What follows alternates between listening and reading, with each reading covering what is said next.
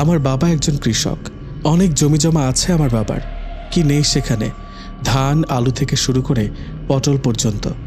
আমার মা খুব রাগী, এক কথায় যখন রাগ ওঠে তখন বাবাও ভয় পায় মাকে, আর আমার উপর 24 ঘন্টায় রাগ দেখায়। থাক, সেটাই আমি অভ্যস্ত হয়ে গেছি। এত এত মার, লাথি, গালাগালি এসব আর আমার গায়ে লাগে না। ও, আর আমার একটা 10 বছরের ভাই আছে, বাসায় একমাত্র ওর জন্মদিন ধুমধাম করে হয়। ব্যাপারটা আমার জন্যই ভালোই, বছরে একবার হলেও ভালো খাবার গিলতে পারি, না হয় প্রতিদিন আলু, পটল, কুমড়া সব তরকারি দিয়ে নিরামিষ তৈরি করে সেটাই খাই। কিন্তু হ্যাঁ, ভাইটা আমার খুব ভালো, লুকে লুকে মাছ, মুরগি, মাংস এক টুকরা হলেও আমাকে দেবে। এই একজনই আমার ভরসা, ওর জন্যই পড়ে আছে এখানে, না হলে কবে চলে যেতাম। সারাদিন কাজ করে দুবেলা ভাত পাই, তার সাথে কত কথা। অন্য কোথাও এই কাজ করলে আমার ঢের চলে যেত, কিন্তু এই রূপে আমার কাল হয়ে দাঁড়িয়েছে। সবার নজর আমার দিকে। আল্লাহ কপালে সুখ না দিয়ে মন উজাড় করে রূপ দিয়েছে। যেমন মায়াবী চেহারায় তেমনই বড় বড় হরিণী চোখ, হাঁটুর নিচে চুল। এসব আমি বলি না, প্রতিবেশীরা বলে। আমি যে কবে নিজের চেহারাটা আয়নায় দেখেছি সেটাও আজ মনে পড়ছে না। এত কাজ সংসারের। ওমা, সে কখন থেকে একা একা কথা বলছি, এদিকে আর যদি একটু দেরি করি তাহলে মা আমাকে আর আস্ত রাখবে না। কলসিটায় পানি নিয়ে কথাগুলো বলছে প্রিয়া। কলসিটা কাঁধে নিতেই হালকা চিৎকার। ও মা গো, আজ সারাদিন ধানের বল করে নিতে নিতে জায়গাটা ফুলে গেছে। আচ্ছা, আমার মা বাবা এমন কেন? রূপার মা বাবা কত ভালো, আমাকে আদর করে, কিন্তু আমার মা কেন আমার সাথে এমন করে? আচ্ছা, আমি কি ওদের সন্তান না? এরা কি সত্যি আমার মা বাবা? যাহ, কি ভাবছি, এমনটা হয় নাকি? ভাবতে ভাবতে কখন যে বাড়িতে এসে পড়েছে খেয়ালই নেই। আইসে গো আইসে, মহারানী সে কখন পুকুরে গেছে, এতক্ষণ কোন নাগরের লোকে প্রেমালাপ করে আইসেন, বাকি রাতটুকু কাটা এলেই তো পারতি। আসলে মা, আজ সারাদিন এত কাজ করেছি, শরীরটা আর চলছে না, কাঁধে কলসিটা নিতে পারছি না, তার উপর দুপুরে কিছু খাইনি। সকালে বাসি পান্তা ভাত লবণ দিয়ে মেখেছিলাম, সেগুলো আর কতক্ষণ থাকে বলো? খাওন খাওন আর খাওন, খাওন ছাড়া কি আর কিচ্ছু বুঝোস না? কি রাক্ষস আমি ঘরে জায়গা দিয়ে রাখছি, সারাদিন কাম করে মরি আমি, আর ওনার মুখে খাওয়ানোর কথা। ঘর থেকে ছোট ভাইটা বেরিয়ে এসে মাকে বলল, আচ্ছা মা, তুমি ঘরের কোন কাজটা করো? সব কাজ তো বুবুই করে, ঘর পরিষ্কার করা থেকে শুরু করে মোছা, রান্না করা, থাল বাসন ধোয়া, মাঠের কাজ, পানি আনা, সব তো বুবুই করে। তারপরও তুমি বুবুকে বকো, মারো, আর কিছু বলতে যাবে তখনই মা ওর মুখের ওপর ধমক দিয়ে, চুপ, একদম চুপ, কোনো কথা কইবি না, দরদ উতলায় পড়তাছে, যা তুই পড়তে বস, ওই মাইয়ার হয়ে তুই কোনো কথা কবি না। তখনই পাশের রুম থেকে বাবা বলল, আহ শান্তি, কি শুরু করলা? প্রতিদিন এই ঝগড়ার ভাল লাগে না। ওই প্রিয়া, তুই কলসিটা ঘরে রেখে যা। আমি কলসিটা রাখলাম। মা বলল, রান্নাঘরে ভাত আছে, খাইয়ে আমারও উদ্ধার কর। আর কত চালাবি? হ্যাঁ, আমার জ্বালাইয়া তুইও শান্তি পাবি না। মাথাটা নিচে করে চলে আসলাম রান্নাঘরে। এসব কথা আজ আর নতুন শুনছি না, এসবে আমার সয়ে গেছে। পাতিলের দিকে তাকাতেই মনটা ভালো হয়ে গেল। কতগুলো নরম পান্তা ভাত আর অল্প নিরামিষ। মনে মনে ভাবলাম, এই ভাতে এইটুকু নিরামিষ কেমনে হবে? যাই, একটা পেঁয়াজ আর কাঁচামরিচ নিয়ে আসি। যেই উঠতে যাব তখনই দেখি আলী হাতের মধ্যে একটা বাটি গেঞ্জির নিচে করে এনে আমাকে চুপি করে বলছে, বুবু এই নাও। আমার আর বুঝতে বাকি রইল না কি আছে বাড়িতে। নিশ্চয় নিজে না খেয়ে আমার জন্য তরকারি লুকিয়ে রেখেছে। এই পাগল ভাইটা আমার। আবার তুই এসব শুরু করলি, মা জানতে পারলে আমাকে পরপারে পাঠিয়ে দেবে। আহ বুবু, ভয় পেও না তো, আমি মাকে ভয় পাই না। সারাদিন এত এত কাজ করে পচা ভাত খাও কেমনে? তুমি তো জানো না, এই ভাত আমাদের গরুও খায় না বলে তোমারে দেয়। আহ আলী ভাই, এভাবে বলে না, আমার এই ভাতই ভালো লাগে। গরম ভাত আমি খেতে পারি না, গরম লাগে। ঠান্ডা ভাত খেলে কাজ করতেও ভালো লাগে। যা, তুই তাড়াতাড়ি ঘরে যা, মা তোকে ঘরে না পেলে বকবে। আলী বাটিটা নিচে রেখে দৌড়ে চলে গেল। বাটির ঢাকনাটা খুলতেই সুন্দর একটা ঘ্রাণ, সাথে বড় এক পিস মাছ। খুব কাছ থেকে দেখতেই মনে পড়ে গেল, এই মাছটা তো বাবা সেদিন এনেছিল, অনেক বড় মাছ। আমি তো কেটেছিলাম। মাছটা বড় থাকায় কাটতে খুবই কষ্ট হয়েছিল। আসলে আমাদের বাড়িতে কখন মাছ মাংস রান্না করা হয় তা আমি জানি না। মা ভালো রান্না হলে নিজে করে, আমি রান্না করলে নাকি তাদের নজর লাগবে, তাই আমি হাঁড়ি পাতিল ধোয়ার সময় ঘ্রাণ শুকেই বুঝি। না বাবা, আর ভেবে কাজ নেই, তাড়াতাড়ি খেয়ে নিই, খুব ক্ষুধা পেয়েছে। এত স্বাদ হয়েছে না রুই মাছের ঝোলটা। বাবা শুধু শুধু বকে মাকে, মায়ের রান্না নাকি ভালো না। আমার কাছে অমৃত মনে হচ্ছে। আসলে প্রতিদিন নিরামিষ খাইতে খাইতে নিরামিষ ছাড়া অন্য কিছু হলেই অমৃত লাগে। যাই হোক, খাওয়া শেষ করে থালা বাসন গুছিয়ে যেই না উঠেছি তখনই খেয়াল করলাম আমি আর দাঁড়াতে পারছি না। এত খেয়ে ফেলেছি, কেমন যেন অস্থির অস্থির লাগছে। দাঁড়াতে পারছি না, তাই শুয়ে পড়লাম আর ভাবছি, মা ঠিকই বলে, আমি রাক্ষসী। না হলে এত ভাত কেউ খায় না। রাত অনেক হয়ে গেছে, ঘুমাতে হবে, না হলে ভোরে আর উঠতে পারবো না। কাল মাঠে অনেক কাজ আছে। যেই ভাবা সেই কাজ। চোখ বন্ধ করে কখন যে ঘুমিয়ে পড়েছি। হঠাৎ মায়ের চিল্লাচিল্লি ধরপড়িয়ে উঠলাম। ওহ, সকাল হয়ে গেছে। আসলে এটাই আমার জন্য ঘুম থেকে ওঠার অ্যালার্ম। তার রোজ ভোরেই মায়ের চিল্লানিতে ঘুম ভাঙে, আজও ব্যতিক্রম হলো না। মহারানী, ও মহারানী, উঠ তাড়াতাড়ি, না হলে পিসা দিয়া বাইরে উঠামু। উঠেছি মা, এখনই আসছি। বুঝলাম মা চলে গেছে। নিমেষে আবার নীরবতা। ওড়নাটা বালিশের নিচ থেকে নিয়ে ঘুমটা দিয়ে বাইরে থেকে অজু করে নামাজ পড়ব বলে ঘরে এলাম। সারাদিন এক ওয়াক্ত নামাজ পড়তে পারি, আর বাকিগুলো কাজের জন্য পড়তে পারি না। মাকে বললেই বলে কাজে ফাঁকি দেওয়ার ধান্দা। নামাজ শেষ করে লেগে পড়লাম কাজে। হাঁড়ি পাতিল মাজা, সবার ঘর গোছানো, পানি আনা, রান্না করে গরুকে ঘাস দিয়ে তারপর গুছিয়ে রেখে ধানের বল নিয়ে মাঠে চলে গেলাম। মাঠটা আমার খুব ভালো লাগে। চারিদিকে সবুজ, মাঝখানে খালি বড় মাঠ, তার ডান পাশে একটা সুন্দর পুকুর। পুকুর পাড়ে বসলেই ঘুম পেয়ে যায়। অনেক ঠান্ডা বাতাস। ধানগুলো মিলিয়ে দিয়ে পা দিয়ে নাড়াচ্ছি। মাথার উপর কড়া রোদ, গলাটা শুকিয়ে কাঠ হয়ে গেছে। পানি পিপাসা পেয়ে গেল। কালকে রাতের ভাত হজম হয়ে পেটে গুড়গুড় করছে। আর সে কখন মাঠে এসেছি। মাও খাওয়ার জন্য ডাকছে না। মা না ডাকা পর্যন্ত খেতে যেতে পারবো না। গেলেই কুরুক্ষেত্র শুরু হয়ে যাবে। হঠাৎ পুকুরের দিকে চোখ গেল। পুকুরের টলমলে পানিগুলো দেখেই লোভ লেগে গেল। দৌড়ে যেতেই চুলের খোপাটা খুলে গেল। চুলগুলো বড় হয়ে গেছে বিধায় মাটিতে হ্যাঁচড়াচ্ছে। পুকুরের পাশে গাব গাছের নিচে যেতেই শরীরটা ঠান্ডায় শিরশিরে উঠল। অবাক হয়ে চারপাশটা দেখে নিলাম। না, সব তো ঠিকই আছে, তারপরে ভয় ভয় লাগছে কেন? আগে এমন কখনো হয়নি। আরে, আমি এত ভয় পাচ্ছি কেন? এই পুকুরে তো আমি রাতেও অনেক এসেছি। মনকে ভুলিয়ে পানি খেতে লাগলাম। বাহ, আজকের পানিগুলো তো অনেক মিঠা মিঠা লাগছে। অনেকগুলো পানি খেয়ে পেটটা ভরে গেল। উঠে দাঁড়াতে মনে হলো কেউ আমাকে দেখছে। সামনের পেছনে তাকিয়ে দেখলাম কেউ নেই। হঠাৎ আমার পেছন থেকে কেউ আমাকে জড়িয়ে ধরল। চিৎকার দিয়ে বলে উঠলাম, কে কে? রূপাকে দেখেই হাঁপ ছেড়ে বাঁচলাম। ওহ রূপা, তুই? কেন গোসই, অন্য কাউকে আশা করছিলি? রূপা হেসে আমার দিকে তাকিয়ে বলল, কি রে প্রিয়া, মন খারাপ? না রে, তুই যেভাবে আসলেই ভয় পেয়ে গেলাম। আরে বাবা রে! প্রিয়া, তুই ভয়ও পাস? আবার হো হো করে হেসে দিল। তারপর ও আর আমি গাছের নিচে বসলাম। হঠাৎ রূপা বলল, হ্যাঁ রে প্রিয়া, তোকে কেমন দুর্বল দুর্বল লাগছে। তুই ভালো আছিস তো? আমি মাথা নেড়ে সম্মতি দিলাম। কেন জানি ওর সাথে মিথ্যা কথা বলতে পারি না, তাই ইশারায় জবাব দিলাম, দেখ প্রিয়া, তুই কিন্তু এখনও মিথ্যে কথা পুরোপুরি শিখতে পারিসনি। তুই আর যাকে তাকে ইশারায় বোঝাতে পারলেও আমাকে পারবি না। ও আমার হাতটা ওর হাতে নিতেই শরীরটা কেমন করে উঠল। ও বুঝতে পেরে হাতটা মেলে যা দেখল, বড় বড় ফোসকা পড়ে গেছে হাতে। ও ওটা দেখে কান্না করে দিল। ওর চোখে পানি দেখে দেখলাম আমার চোখের পানি টিপ টিপ পড়ছে। আড়াল করতে যেও পারলাম না। কেমন পাষাণ রে প্রিয়া তোর মা বাবা! এভাবে কেউ কাউকে খাটাতে পারে? ওদের কি মন নেই? তোর মতো এত ভালো একটা মেয়েকে কিভাবে কষ্ট দিতে পারে? কোন জালেমের হাতে পড়েছিস তুই? আমার তো মনে হয় ওরা তোর আপন মা বাবা না। এই কথাটা রূপার মুখে শুনতেই রাগে আমার শরীর গিজগিজ করছে। জোর গলায় বললাম, রূপা তুই থামবি? কোন অধিকারে তুই আমার মা বাবাকে নিয়ে কথা বলিস? হ্যাঁ? প্রিয়া বলল, হ্যাঁ, তোর সাথে কথা বলতে আমার অধিকার লাগে না। কোন কথাটা ভুল বলেছি বল আমায়? কিছু কথা মাকে বাবাকে নিয়ে বললেই তোর গায়ে লেগে যায়। আর ওরা যে তোকে প্রতিদিন না খাইয়ে কাজ করিয়ে করিয়ে নির্যাতন করছে, এসবের বেলায় কোথা থাকে তোর চিৎকার? কোথা থাকে তোর রাগ?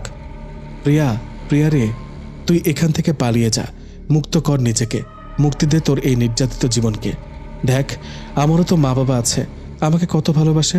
আমাকে একটা কাজও করতে হয় না, ভালো খেতে পারি, পড়তে পারি। তাহলে তোর মা বাবা কেন এমন? ওর কথা শুনে আমি কাঁদছি, কিছুই বলতে পারছি না। কী বা বলবো? ও তো কিছু মিথ্যা বলছে না। এখন তো আমারও সন্দেহ হচ্ছে, নিজের মা বাবা কি এমন হতে পারে? ছি ছি, কী ভাবছি আমি। দেখ রূপা, তুই এভাবে বলিস না। নিজের ঘরের কাজ করতে আমার একটুও কষ্ট হয় না, ভালো লাগে। তাছাড়া আমি ছাড়া কে করবে এই কাজ? তুই তো জানিস মায়ের কোমর ব্যথার জন্য কিছু করতে পারে না। আর আমি মেয়ে হয়ে যদি না বুঝি তাহলে? হয়েছে হয়েছে, তোর এই গুণের কথা আমাকে আর শোনাবি না। চল চল, আমি অবাক হয়ে জিজ্ঞাসা করলাম, কোথায়? ওমা, সে কখন ধান শুকাতে দিলি? ধান তুলবি না? চল তোকে হেল্প করি। না রে রূপা, তুই এসব পারবি না, দেখ কত রোদ। পারবো চল। না, এই মেয়েকে বুঝে আর লাভ হবে না। দুজনেই ধান তুলছি। হঠাৎ খেয়াল করলাম সব জায়গায় রোদ, বাট আমি যেখানে দাঁড়িয়েছি সেখানেই ছায়া। ঠান্ডা বাতাস আর মন ভোলানো সেই মিষ্টি ঘ্রাণটা চেনা চেনা। ও, এটা তো তখন পুকুর পাড়ে শুনেছি। রূপার ডাকে হুঁশ ফিরল। কিরে, কি ভাবছিস? না কিছু না। ওর দিকে তাকিয়ে দেখলাম বেচারি রোদে নাজেহাল অবস্থা। যাক, এসব ভাবলে হবে না, কাজ করি। ও একা একা কাজ করছে। ধানগুলো সব বস্তায় ভরে রূপাকে বিদায় দিয়ে বাড়ি ফিরছি। পথে সে ঘ্রাণটা, উফ, পাগল করা অনুভূতি। তখনই আমাদের গ্রামের চেয়ারম্যানের সাথে ধাক্কা খেয়ে পড়ে গেলাম। অন্যটা বুকের থেকে সরে গেল। ভয় পেয়ে দেখি লোকটা আমার বাবার বয়সী হলেও কেমন খারাপভাবে তাকিয়ে আছে। নিজের দিকে চোখ নামাতে দেখি আমার বুকের পাশের জামাটা ছেঁড়া। তাড়াতাড়ি অন্যটা তুলে গায়ে জড়িয়ে নিই, কিন্তু লোকটার চোখগুলো এখনও আমার দিকে আছে। মনে হচ্ছে আমায় গিলে খাবে। তারপর কোনো রকম পাশ কাটিয়ে চলে গেলাম। বাড়িতে ফিরে দেখি মা ঘুম থেকে উঠে বাইরে এসেছে। আমাকে দেখে বলল, কিরে মা, তোর কাজ শেষ হয়েছে? হ্যাঁ মা। দেখ না, সকাল থেকে শরীরটা খারাপ, তারপরেও আবার কোমর ব্যথা। বিছানা গাটা এলিয়ে দিতে ঘুম এসে বলল, তোকে তো সকালে খাবার খাওয়ানোর জন্য ডাকতে পারলাম না। যা বলটা রেখে গোসল করে খেতে আয়। আমি অবাক হয়ে মায়ের কথা শুনে যাচ্ছি। কি হলো মায়ের? ওহ, আজ সব কাজ নিজেই শেষ করেছে, তার উপর খাবার খায়নি। হয়তো এই জন্যই মায়া দেখাচ্ছে। ইস, মা যদি সবসময় আমার সাথে এমন করে কথা বলতো কতই না ভালো হতো। না বলতেই রাজ্যের সব কাজ করে দিতাম, কষ্ট লাগতো না। মায়ের ডাকে হুঁশ ফিরল। কিরে, দাঁড়িয়ে কেন? গোসল করে আয়, ক্ষুধা পায়নি? হ্যাঁ মা, যাচ্ছি। গোসলখানায় গিয়ে ওড়নাটা রেখে বালতি থেকে পানি গায়ে ঢালছি আর ভাবছি, সকালে পুকুরের পানি খাওয়ার পর তো আর ক্ষুধা পেল না। কি অদ্ভুত তো! হঠাৎ ওই ঠান্ডা বাতাস, মিষ্টি ঘ্রাণটা, শরীরটা শিরশিরে উঠল। চারপাশে বাঁশের বেড়া, এত সুন্দর ঘ্রাণই বা কোথা থেকে আসে? তখনই মনে হলো কেউ আমাকে দেখছে, কিন্তু আমি তাকে দেখতে পারছি না কেন? মনের ভুল ভেবে যেই জামাটা খুলতে যাব, হঠাৎ করে ঘ্রাণটা মিলিয়ে গেল। বাতাসটাও নেই, ঠান্ডা ভাবটাও নেই। অবাক লাগলেও ব্যাপারটা মাথা নিলাম না। গোসল করে কাপড়গুলো উঠানে দড়িতে মেলে দিলাম। তখনই দেখি একটা লোক আমার সামনে দিয়ে হাসতে হাসতে চলে গেল। রহস্যময় হাসি, কিন্তু লোকটাকে কোথাও জানি দেখেছি। ও হ্যাঁ, এ তো চেয়ারম্যানের সাথে থাকা লোকটা। তো এখানে কেন? নিজের ঘরে ঢোকার পর দেখি খাটের ওপর খাবার সাজানো, আর পাশে মা। আমাকে নরম স্বরে ডেকে বলল, আয় মা, তাড়াতাড়ি আয়। সে কখন থেকে না খেয়ে আছিস? কাছে গিয়ে দেখি মুরগির মাংস, বড় মাছের টুকরো ভেজে ভুনা করা, ডাল আর গরম গরম ধোঁয়া ওঠা ভাত। আহ, কতদিন এই ধোঁয়া ভাত খাই না। মায়ের দিকে আর খেয়াল নেই। নিজেরটা নিজে ভাত প্লেটে নিয়ে মাংস দিয়ে খেতে লাগলাম। মাছটাও নিলাম। খাবার প্রায় শেষ, তখনই গলায় খাবারটা আটকে গেল। মা সামনে পানি নিয়ে খাইয়ে দিল। একটা নিঃশ্বাস ফেলতে মনে হলো, হায় হায়, এ আমি কি করলাম? কার খাবার, কিসের খাবার না জেনেই খেয়ে নিলাম। মায়ের দিকে ভয়ে ভয়ে তাকিয়ে দেখে মা মুচকে হেসে বলল, ভয় পাচ্ছিস কেন? এই সব খাবার তোর জন্যই। খাওয়া শেষ করে মা মুখটা তার আঁচল দিয়ে মুছে দিল আর কাঁদো কাঁদো গলায় বলল, অনেক কষ্ট দিছি রে মা তোরে, কত মারছি, গালাগালি করছি, তুই কখনো মাথা তুলিসনি। এমন মেয়ে গর্ভে ধরতে ভাগ্য লাগে, কিন্তু আমার তো সেই ভাগ্যটাই। তারপর মা কাঁচুমাচু হয়ে কথাটা পাল্টে ফেলে বলল, মারে, তোরে আর কষ্ট করতে হবে না, তোকে আমি বিয়ে দেব। খুব বড় ঘরে, যেখানে পায়ের উপর পা তুলে রাজরানীর মতো থাকবে, ভালো ভালো খেতে পারবি। আমি তো তোকে কখনো ভালো খাবার দিতে পারিনি। এই বলে আবার কেঁদে দিল। মায়ের কান্না দেখে আমিও কেঁদে দিলাম। মা একটু থেমে আবার বলা শুরু করলো, দেখ মা, তোর বাবা সারাদিন কাজকর্ম নিয়ে থাকে, সংসার নিয়ে একটু ভাবে না। আমার কখন কি হয় কে জানে। এই তো সেদিন লাইলির মা মরে গেল। এত বড় ডাঙ্গর জোয়ান মাইয়া ঘরে রেখা কে দেখবো এই মাইয়ারে? চারদিকে তো খারাপ চোখের অভাব নাই। আমিও তো তোর মা, চোখের সামনে এইগুলা দেখা নিজেকে ঠিক রাখি কি করে? তাই তোর বাবার সাথে কাল রাতে বৈশা কথা কইছি, ঠিক করছি তোরে বিয়া দিমু। কত ভালা ভালা পোলা তোরে বিয়া করার লেগে পাগল। কেন, আমার মাইয়া কি কারো থেকে রূপে গুণে কম নাকি? মা আমার দিকে তাকাইয়া বলে, যৌবন যেন বাইয়া পড়তেছে। আমি লজ্জায় মাথা নিচু করে নিলাম। না, আর দেরি করলে কি না কি হইব। ক মা, এখন তুই যদি সম্মতি দেস তাহলে ছেলের পক্ষের লগে কথা কমু। আমি মাথা নিচু করে বসে আছি। মা আমার নীরবতা দেখে আমায় ধাক্কা দিয়ে বলল, কিরে মা, কিছু তো ক। আমি বললাম, মা, আমার 2 দিন সময় দাও। মা কপালটা কুঁচকে বলল, কোনো রকম টেনে টেনে হাসি রেখে বলল, আচ্ছা মা, সময় কিন্তু তোর হাতে 2 দিন। এই বলে ঘর থেকে মা চলে গেল। আমার মনটা খারাপ। তখনই রূপা এসে হাজির। কিরে রূপা, তুই হঠাৎ রাত করে? আরে রাত কোথায়, সবে তো 7টা বাজে। তোকে একটা খবর জানাতে এলাম। হ্যাঁ রে রূপা, আমারও তোকে কিছু বলার ছিল। রূপা বলল, আগে তুই বল। আমি বললাম, না আগে তুই বল। এমন করতে করতে আমি বললাম, আচ্ছা থাম, লটারি করি। তারপর এপাশ ওপাশ তাকিয়ে দেখি একটা ছোট পাথর। বললাম, দেখ রূপা, যদি তুই বলতে পারিস পাথরটা কোন হাতে আছে তাহলে তুই বলবি, আর না পারলে আমি বলবো। এই বলে 2টা হাত পেছন থেকে ডান হাতে পাথরটা রেখে আর বাম হাতটা খালি রেখে ওর সামনে মুঠি করে এগিয়ে দিলাম। তখন ও 7-5 না ভেবে ডান হাতটাই ধরল। আমি বললাম, ইয়েস, এবার তুই বল। তখন রূপার মুখটা নিমিষে চুপসে গেল। আমি ওকে আলতো করে ছুঁয়ে বললাম, কিরে রূপা, তুই চুপ করে আছিস কেন? বল না পাগলি, খুব চিন্তা লাগছে। তখনই রূপা আমাকে জড়িয়ে ধরে কাঁদতে লাগলো। আর তখনই বুকটা আমার ধপ করে উঠল। ওর পিঠে হাত বুলিয়ে দিতে দিতে নিজের চোখের পানি যে কখন বেয়ে পড়ছে খেয়ালই করিনি। ও তখন বলল, জানিস প্রিয়া, আজ পাত্রপক্ষ আমাকে দেখতে এসেছে। আমি তো খুশিতে গদগদ হয়ে বললাম, তাই নাকি রূপা? ওরা তোকে কি বলল? রূপা মনটা খারাপ করে বলল, ওরা আমাকে পছন্দ করেছে, এই শুক্রবারই বিয়ে। আমি অবাক হয়ে বললাম, সে কি, আর মাত্র 3 দিন বাকি? নিমিষেই মনটা খারাপ হয়ে গেল। কাঁদতে লাগলাম। ও আমার ছোটবেলার সই, আর ও আমাকে ছেড়ে চলে যাবে? না, আর ভাবতে পারছি না। তারপর নিজেকে সামলিয়ে বললাম, দেখ রূপা, একদিন না একদিন আমাদের নিজের বাড়ি ছেড়ে পরের বাড়ি যেতেই হবে। মন খারাপ করে কি লাভ বলতো? এটা তো খুশির কথা। রূপা বলল, তুই খুশি তো প্রিয়া? হ্যাঁ, আমি তো অনেক খুশি। দেখ, বিয়ে তো একবারই হয়, তাই এটা নিয়ে মন খারাপ করিস না। হাসি দে। ও হাসি দিল। দেখ তো, হাসি দিলে কত সুন্দর লাগে তোকে। তারপর রূপা বলল, এখন তোর কথা বল, কি বলবি?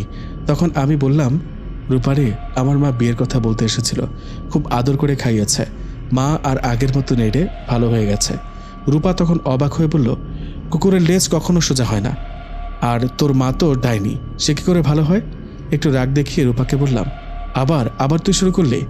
এভাবে আমার মাকে নিয়ে কথা বললে তোর সাথে আর কোনো কথা নাই। এই কথাটা শোনার পরপরই রূপা আমার পা ধরে কাঁদতে লাগলো। প্লিজ প্রিয়া, এই কথা বলিস না। তোকে ছাড়া আমার জীবন অর্থহীন। তুই যে আমার ছোটবেলার সই। তোর সাথে কোনো কথা না বললে আমার পেটের ভাত হজম হয় না, আমার নিঃশ্বাস বন্ধ হয়ে যায়। আচ্ছা ঠিক আছে, আমি আর কখনো তোকে তোর মায়ের নামে কিছুই বলবো না, কিন্তু একটা কথা না বলে পারছি না। তুই সাবধানে থাকিস, তোর মা নিজের স্বার্থের জন্য সব করতে পারে। এই কথাটা বলে দৌড়ে চলে গেল। আমি মাথায় হাত দিয়ে কাঁদতে লাগলাম। হায় হায়, এটা কি করলাম? আর কয়টা দিন পর রূপার বিয়ে, আর আমি ওকে কষ্ট দিলাম। কাঁদতে কাঁদতে চুপ করে বসে রইলাম। তখনই খেয়াল করলাম চাঁদের আলো আমার গায়ে এসে পড়েছে। জানালার সামনে গিয়ে দাঁড়াতেই হঠাৎ সে বাতাসটা যেন আমার চোখের পানি মুছে দিল। কি ঠান্ডা তার স্পষ্ট, কি সুন্দর সেই ঘ্রাণটা আমাকে বিমোহিত করে দিল। তখন সকল চিন্তা আমার মাথা থেকে উড়ে গেল। কত ভালো লাগছে, নিজেকে একজন সুখী মানুষ মনে হচ্ছে। আর তখন বলতে লাগলাম, আমার জীবনে এমন কেউ আসুক যাকে নিয়ে আমি সুখে থাকব, যে আমার মনের কথাগুলো বুঝতে পারবে, যে আমাকে আমার কষ্টময় অতীত ভুলিয়ে নিজের করে নিবে, যে আমাকে অন্ধের মতো ভালোবাসবে। ঠিক তখনই টিকটিকি ডেকে উঠল। চমকে গিয়ে বললাম, কথার শেষে এই টিকটিকি ডাকা মানেই তো কথা সত্যি হওয়া। তখনই ঠান্ডা একটা বাতাস এসে আমার চুলগুলোকে নাড়িয়ে দিল। মনে হচ্ছে কেউ আমার পাশে দাঁড়িয়ে আমার চুলের ঘ্রাণ নিচ্ছে। তারপর বিছানায় গিয়ে শুয়ে পড়লাম। ঘুম এসে গেল। সকালে ঘুম থেকে উঠে নিজেকে অনেক ফ্রেশ মনে হচ্ছে এমন ঘুম আমি কখনোই ঘুমাইনি। কিন্তু অবাক করা বিষয় হলো, মা আজকে আমায় ডাকছেন না কেন? ভয়ে ভয়ে বিছানা থেকে নেমে দরজা খুলে বাইরে তাকালাম। যা দেখলাম তাতে আমি রীতিমতো অবাক। দেখি মা কাজ করছে। আমি দৌড়ে গিয়ে মায়ের হাত থেকে ঝাড়ুটা নিয়ে বললাম, এ কি করছো মা? এসব কাজ তো আমি করব, তুমি কেন করছো? মা আমাকে নরম স্বরে কান্না করতে করতে বলল, অনেক জ্বালিয়েছি তোকে মা, অনেক কষ্ট দিয়েছি তোকে। আর না, তুই যখন শ্বশুরবাড়ি চলে যাবি তখন তো আমাকে এসব করতে হবে। যা মা, মুখ ধুয়ে আয়, খাবার খাবি। অবাক হয়ে মাথা নেড়ে পুকুরের দিকে গেলাম।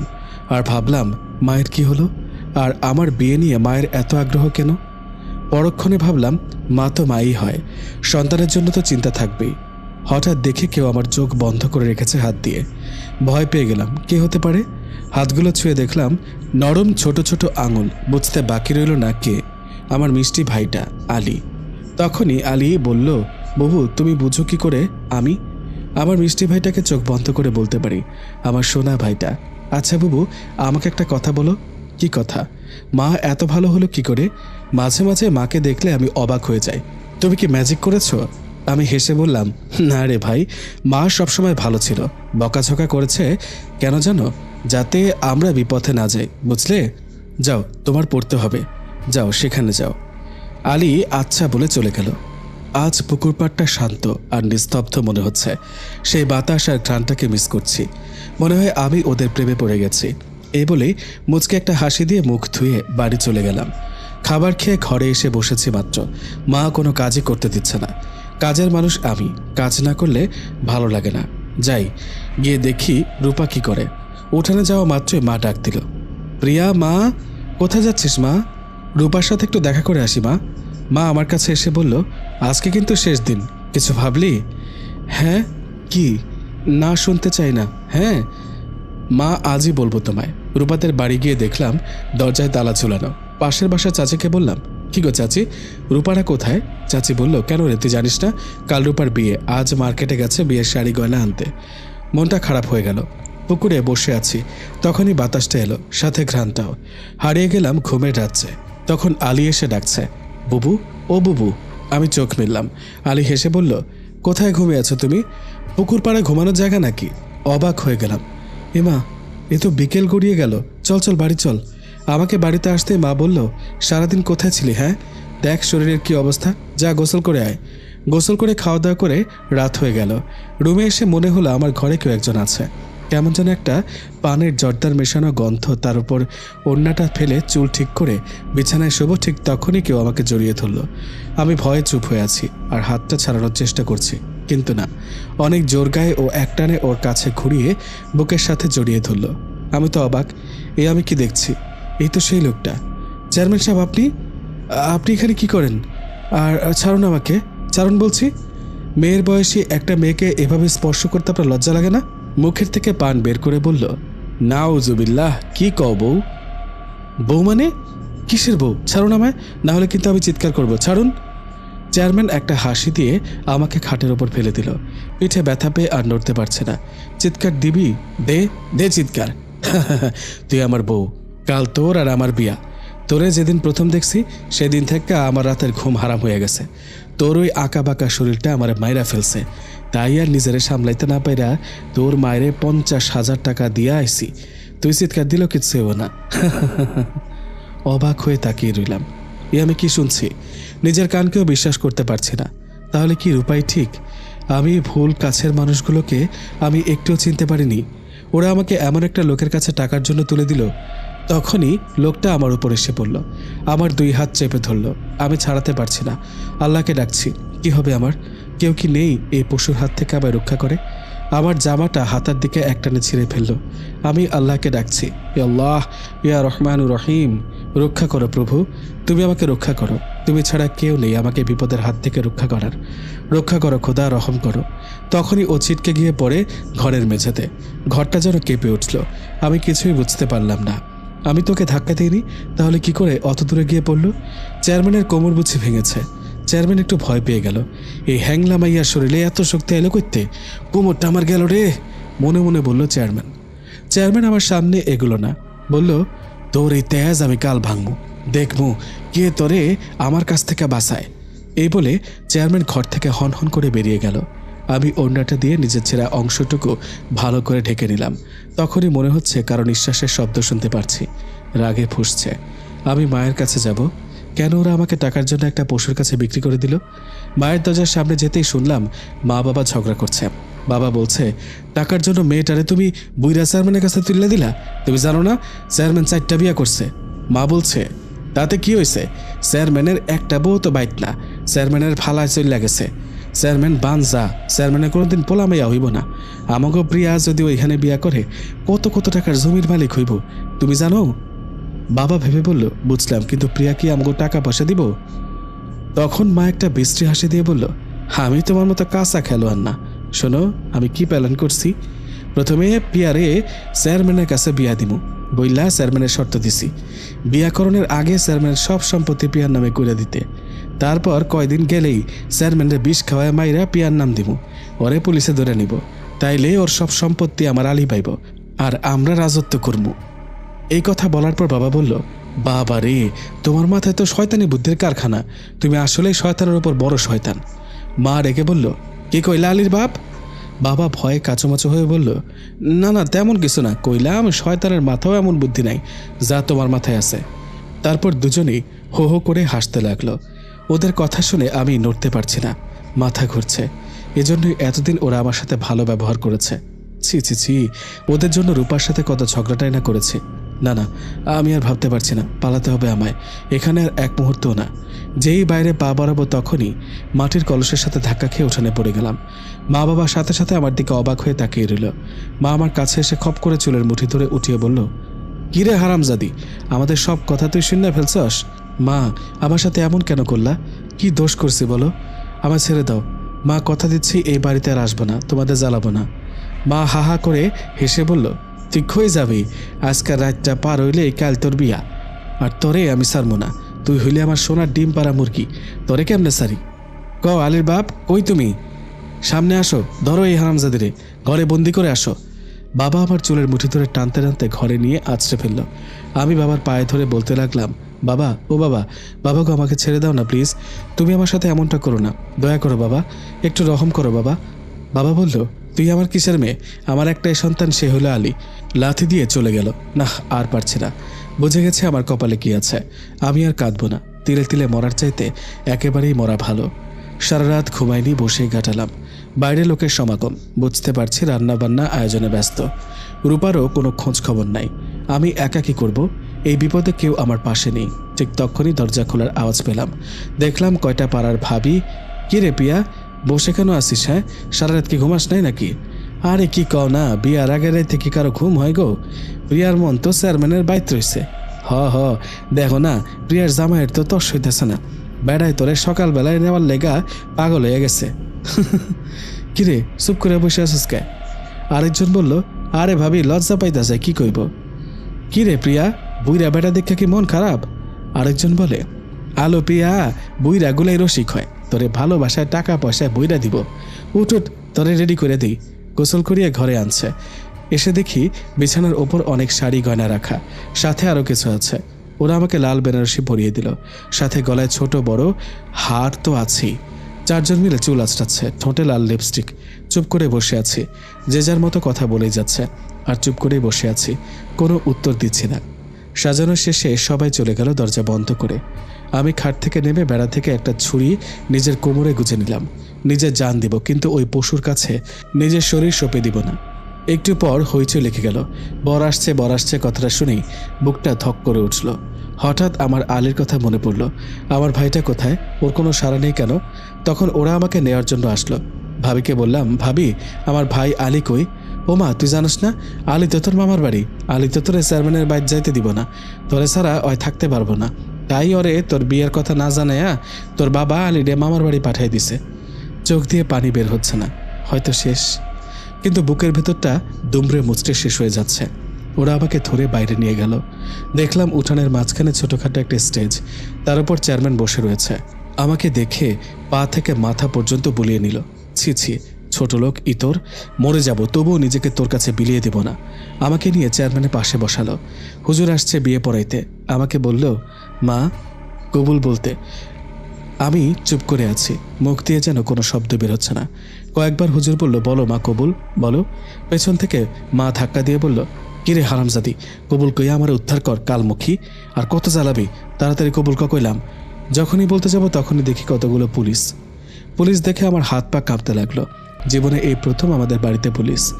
সবাই ভয় পেয়ে গেল। পুলিশের সাথে চেয়ারম্যানের 4টা বউ আসছে। বিয়ে বাড়িতে হইচই পড়ে গেল। আমি চুপ করে মাথা নিচু করে বসে আছি। এদিকে চেয়ারম্যানের 4 বউ চেয়ারম্যানকে মেরে পুলিশের কাছে অভিযোগ করে। পুলিশের হাতে তুলে দিল। পুলিশও চলে গেল। এখন সবাই আমাকে নিয়ে পড়েছে। এই মেয়ের কি হবে, কে বিয়ে করবে, অনেক কথা। মা তোর আগে ফুসছে, আমাকে আর এই বাড়িতে রাখবে না, বাড়ি থেকে বের করে দিবে বলে যেই আমার চুলের মুঠিতে হাত দিবে তখনই এক বৃদ্ধা এসে বলল, এবার থামো, অনেক হয়েছে। সবাই লোকটার দিকে তাকালো। দেখলাম অনেক সুন্দর নুরানি চেহারার এক ভদ্রলোক। বৃদ্ধ লোক, বয়স 60-এর কাছাকাছি, দেখেই ধার্মিক মনে হচ্ছে। মা বলল, কে আপনি, এইখানে কি চান? আমি এই মেয়েকে আমার বাড়ির বউ করে নিতে চাই। এই কথা শোনার পরে হে আল্লাহ, এক বুড়ার কাছ থেকে বাঁচিয়ে আরেক বুড়ার কাছে ফেললে। তারপর চুপচাপ বসে রইলাম মাথা নিচু করে। বিয়ে সম্পন্ন হলো, মা আমাকে বাইরে রেখে ঘরে চলে গেল। বৃদ্ধ লোকটা আমার হাত ধরে একটা বড় গাড়ির পাশে এনে দাঁড় করালো। আমি মাঝখানে বসলাম। আমার ডান পাশে বৃদ্ধ লোক আর বাম পাশে মনে হলো কেউ বসেছে। তারপর গাড়ি চলতে শুরু করলো। কোথায় যাচ্ছে, কার সাথে যাচ্ছে, অচেনা পথ, অচেনা মানুষ, জানি না সামনে আমার জন্য কি অপেক্ষা করছে। মাথা নিচু করে বসে বসে ভাবছি। কিছুক্ষণ পর বৃদ্ধ লোকটি আমাকে বলল, কি গো বউ, মাথাটা উঁচু করো, দেখো আমার দিকে তাকাও, তুমি একটু ভালো করে দেখি। রাগে আমার চোখ বেয়ে 2 ফোঁটা চোখের পানি গড়িয়ে পড়ল। অনেকক্ষণ যাওয়ার পর হঠাৎ গাড়িটা একটা বাড়ির সামনে থামলো। ওনারা 2 জন গাড়ি থেকে বেরিয়ে গেল। বৃদ্ধ লোকটি আমাকে হাত ধরে নামালো। এখন কয়টা বাজবে বুঝতে পারছি না। কেমন যেন আবছা আবছা, যখন আকাশে কালো মেঘে ঢাকা থাকে যেমনটা হয় তেমন পরিবেশ। সন্ধ্যা নাকি ভোর বুঝতে পারছি না। সব কিছু দেখা যাচ্ছে, কেমন একটা থমথমে পরিবেশ। ভাবছি আর গুনগুন করে বলছি, এত ভেবো না, আস্তে আস্তে সব জানতে পারবে। কথাটা শুনে ভয় পেয়ে গেলাম। মাথা নিচু করে হাঁটতে লাগলাম। দেখ, বাড়িটা কেমন না কেমন দেখতে পারলাম না। কি ভাবছি আমি, বাড়ি দেখে কি হবে? আমি এই বৃদ্ধার সাথে সংসার করতে পারবো না। ছুরিটা তো আমার কাছেই আছে। নিশ্চিত হওয়ার জন্য কোমরে হাত দিলাম। না, সব ঠিকই আছে। তখনই লোকটা আমার হাত ধরে ভেতরে নিয়ে দরজার সামনে দাঁড়াতেই দরজাটা খুলে গেল। ঘোমটাটা ফাঁক করে যা দেখলাম, বিশাল বড় দরজা। পুরোটা দেখতে হলে আকাশে যেভাবে তাকাই সেভাবে তাকাতে হবে। কিন্তু এসব দেখেই বা কী হবে? একটু পর তো আমি মরেই যাব। তখনই সারি সারি মহিলা ঘোমটা দিয়ে আমার সামনে এলো, আর একজন মাঝবয়সী মহিলা, সবার থেকে আলাদা। তিনি আমার সামনে এসে আমাকে বরণ করবে বলে সামনে দাঁড়িয়ে আছে। আমাকে আলতো ছোঁয়ায় ঘোমটা সরালো। মাশাআল্লাহ, কত সুন্দর বউ এনেছেন। বাহ, আপনার তো চোখ আছে বলতেই হবে। আমি রীতিমতো অবাক হয়ে তাদের সকলের দিকে তাকিয়ে আছি। আল্লাহ, এত সুন্দর মানুষও কি হয়? সবার চেহারা থেকে আলো বের হচ্ছে। সবাই হাসি মুখে আমাকে দেখছে আর প্রশংসা করছে। বাহ, এরা তো অনেক ভালো, পর্দাও করে। কি নাম তোমার? মহিলাটা আমাকে জিজ্ঞাসা করলো, সেদিকে আমার খেয়াল নেই। হঠাৎ বুড়োটা আমাকে আস্তে করে ধাক্কা দিয়ে বলল, কি গো বউ, কথা বলছো না যে? তখনই সবাই হেসে দিল, আর সবার হাসিতে আমার হুঁশ ফিরল। জি জি। উনি আবার নরম স্বরে হাসি দিয়ে বলল, কি নাম তোমার? আমি বললাম, প্রিয়া। বাহ, খুব সুন্দর নাম। তোমাকে অনেক ক্লান্ত লাগছে, যাও উপরে তোমার রুমে যাও। এই খাদিজা, যাও তোমার বৌমাকে ওর রুমে দিয়ে আসো আর সব কিছু বুঝিয়ে দিয়ে যাও। যাও। আমাকে নিয়ে গেল সাথে করে। অনেক যত্ন করে অবাক হলাম সবার ব্যবহারে, আর প্রশ্ন করলাম নিজেকে, এত ভালো মানুষ কি হয়? কত সুন্দর করে কথা বলল, মনে চায় সারাক্ষণ কথাই শুনি। তখনই খাদিজা বলল, ভাবি, এটা আপনার রুম, আর হ্যাঁ, আমাকে আপনার খেদমত করার জন্য রাখা হয়েছে। আপনি শুধু আমাকে ইশারা করবেন, আমি আপনার সব কাজ করে দিব। আমি অবাক হয়ে যাচ্ছি। এতদিন আমিই তো সব কাজ করে আসছি, এখন আমার কাজ অন্য কেউ করবে? খাদিজা বলে উঠল, ভাবি চলুন আপনাকে সব দেখিয়ে দিই। রুমটা দেখে চোখ কপালে ওঠার অবস্থা। অনেক বড় রুম, কি নেই এখানে? দামি দামি আসবাবপত্র, জীবনে আমি এসবের কিছুই দেখিনি। দেখে যাচ্ছি। মেয়েটা চুপ করে এক কোনায় মাথা নিচু করে দাঁড়িয়ে আছে। যতই দেখি শেষ হয় না। মেয়েটার দিকে তাকাতেই বলল, ভাবি, এই ডান দিকে আপনাদের বসার রুম। বাহ, এটা তো খেয়ালই করিনি। মনে হচ্ছে ঘাসের উপর সোফাগুলি রাখা, পুরোটাই কাঁচের তৈরি। ভেতর থেকে বাইরে সব কিছু দেখা যাচ্ছে। এক কথায় দারুণ, সাথে নানান রকম ফুল। খাদিজা আবার বলল, ভাবি, বাম দিকে বাথরুম আছে আর সামনে বারান্দা। বারান্দার দিকে এগোলাম। শীতল করা ঠান্ডা বাতাস। সেখানটায় বসার জন্য চমৎকার দোলনা আর নানান রঙের ফুল। একটা ফুলও চিনতে পারলাম না। মনে মনে ভাবলাম, বুড়োটার চয়েস আছে। বসার রুমে ফুল, বেডরুমে ফুল, বারান্দায় মনে হয় ফুল। ফুল খুব পছন্দ ওনার, আর সব কিছু নিপুণভাবে সাজানো। খাদিজার ডাকে হুঁশ ফিরল। ভাবি, এই যে এখানে শাড়ি, পেটিকোট, ব্লাউজ রাখা আছে, আপনি পছন্দ মতো পরতে পারেন। এগুলো সব আপনার। ও মা গো, কয়েকশো শাড়ি, সবগুলো এত সুন্দর, কোনটা বেছে কোনটা নিব ভাবছি। হঠাৎ নীল শাড়িটা চোখ পড়ল। শাড়িটা ধরতেই অবাক, কত মসৃণ, নরম, কত সুন্দর কাজ করা, দারুণ। মেয়েটা আমার দিকে তাকিয়ে মুচকে হাসলো। আমি বললাম, তুমি হাসলে কেন? খাদিজা ভয় পেয়ে বলল, ভাবি, আমাকে মাফ করে দেন, আমি বুঝতে পারিনি আপনি কষ্ট পাবেন। রীতিমতো খাদিজা কাঁপতে লাগলো। আমি হেসে বললাম, কি হয়েছে তোমার? তুমি ভয় পাচ্ছ কেন? আমি তো এমনি তোমাকে জিজ্ঞাসা করলাম, জাস্ট রিল্যাক্স। মেয়েটা তখন হাফ ছেড়ে বাঁচল, বলল, এইটা ভাইয়ার প্রিয় রং। আমি বললাম, ওনাকে তুমি ভাইয়া ডাকো? মেয়েটা অবাক হয়ে বলল, হ্যাঁ। মনে মনে বললাম, বুইরাডারে তো দাদুর মতো, তাকে আবার ভাই বলা হয়? ঠং, আর কি যে শুনতে হবে আল্লাহ জানে। ইচ্ছা করছে না আর নীল শাড়িটা পরতে, কিন্তু না নিলে খাদিজা আবার কী ভাববে, তাই নিলাম। বাকি সব শাড়ি আলমারিতে রেখে দিল আর বলল, ভাবি ভাইয়ার কাপড় সব ডান পার্টে আর আপনার জামা কাপড় সব বাম পার্টে। ও চলে যাবে যখন তখনই আমি বললাম, খাদিজা মেয়েটার সাথে সাথে জবাব দিল, কি ভাবি? বললাম, শাড়িটা কি এখন পরতে হবে? জি ভাবি, সবাই আপনাকে দেখবে বলে নিচে বসে অপেক্ষা করছে, আর আপনাকে তো এখনও সবার সাথে পরিচয় করানো হয়নি। পড়ে গেলাম মুশকিলে, কি হবে এখন? খাদিজা শোনো না, কিছু মনে করবে না তো, একটা কথা বলবো। এভাবে বলবেন না ভাবি, আমি আপনার দাসী, আপনার প্রয়োজনে আমি আমার নিজের জীবন ত্যাগ করতে পারি। বলুন আপনি কি করতে হবে? আমি লজ্জায় মাথা নিচু করে বললাম, খাদিজা আমি তো কিভাবে শাড়ি পরতে হয় তা জানি না, কখনো শাড়ি পরিনি তাই। খাদিজা মুচকি মুচকি হাসছে, বাট লুকিয়ে আমার চোখের আড়াল হলো না। আমি বুঝতে পারছি। আচ্ছা ভাবি, আমি এখানে অপেক্ষা করছি, আপনি গোসলখানায় যান, ওখানে সব রাখা আছে। আমিও চলে গেলাম শাড়িটা রেখে। বাকি কাপড় নিয়ে বাথরুমে এসে থমকে গেলাম। আমার মনে হচ্ছে আমি এই বাড়িতে এসে অবাকই হচ্ছি। এত সুন্দর গোসলখানা আর এত বড়, এখানে তো আমাদের গ্রামের সবাই থাকতে পারবে বলেই হেসে দিলাম। দেখলাম নানান রঙের সাবান, কিছু চেনা আর কিছু অচেনা রং। আরে এমন রঙও কি দুনিয়ায় আছে, জানতাম না তো।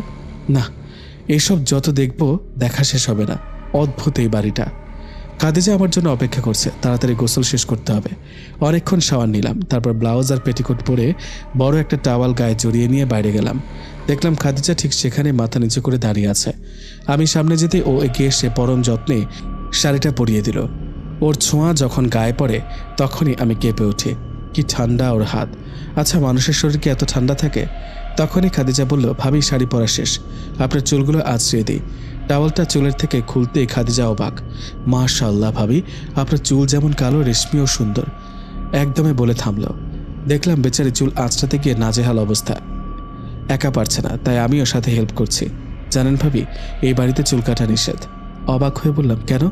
কারণ ভাইয়া বড় চুল পছন্দ করে। বুড়াটার কথা শুনেই মনটা খারাপ হয়ে গেল। তারপর বিছানায় তাকাতেই আর চোখ সরাতে পারছি না। সারি সারি গয়না সাজানো রয়েছে। খাদিজা এত গয়না কোথা থেকে? আসলে ভাবি, আপনি যখন বাথরুমে ছিলেন তখন বড় মা এসে সব গয়না দিয়ে গেছেন, আর আপনাকে সেজে নিচে যেতে বলেছে। মনে মনে বললাম, এই বড় মাটা আবার কে?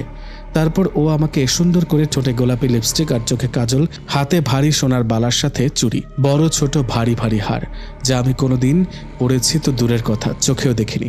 আচ্ছা, ওরা সবাই আমাকে কিছু না বলেই মেনে নিল, যেন আমি আসার আগে ওরা দরজায় দাঁড়িয়েছিল আমাকে বরণ করার জন্য। ব্যাপারটা কেমন জানি লাগছে।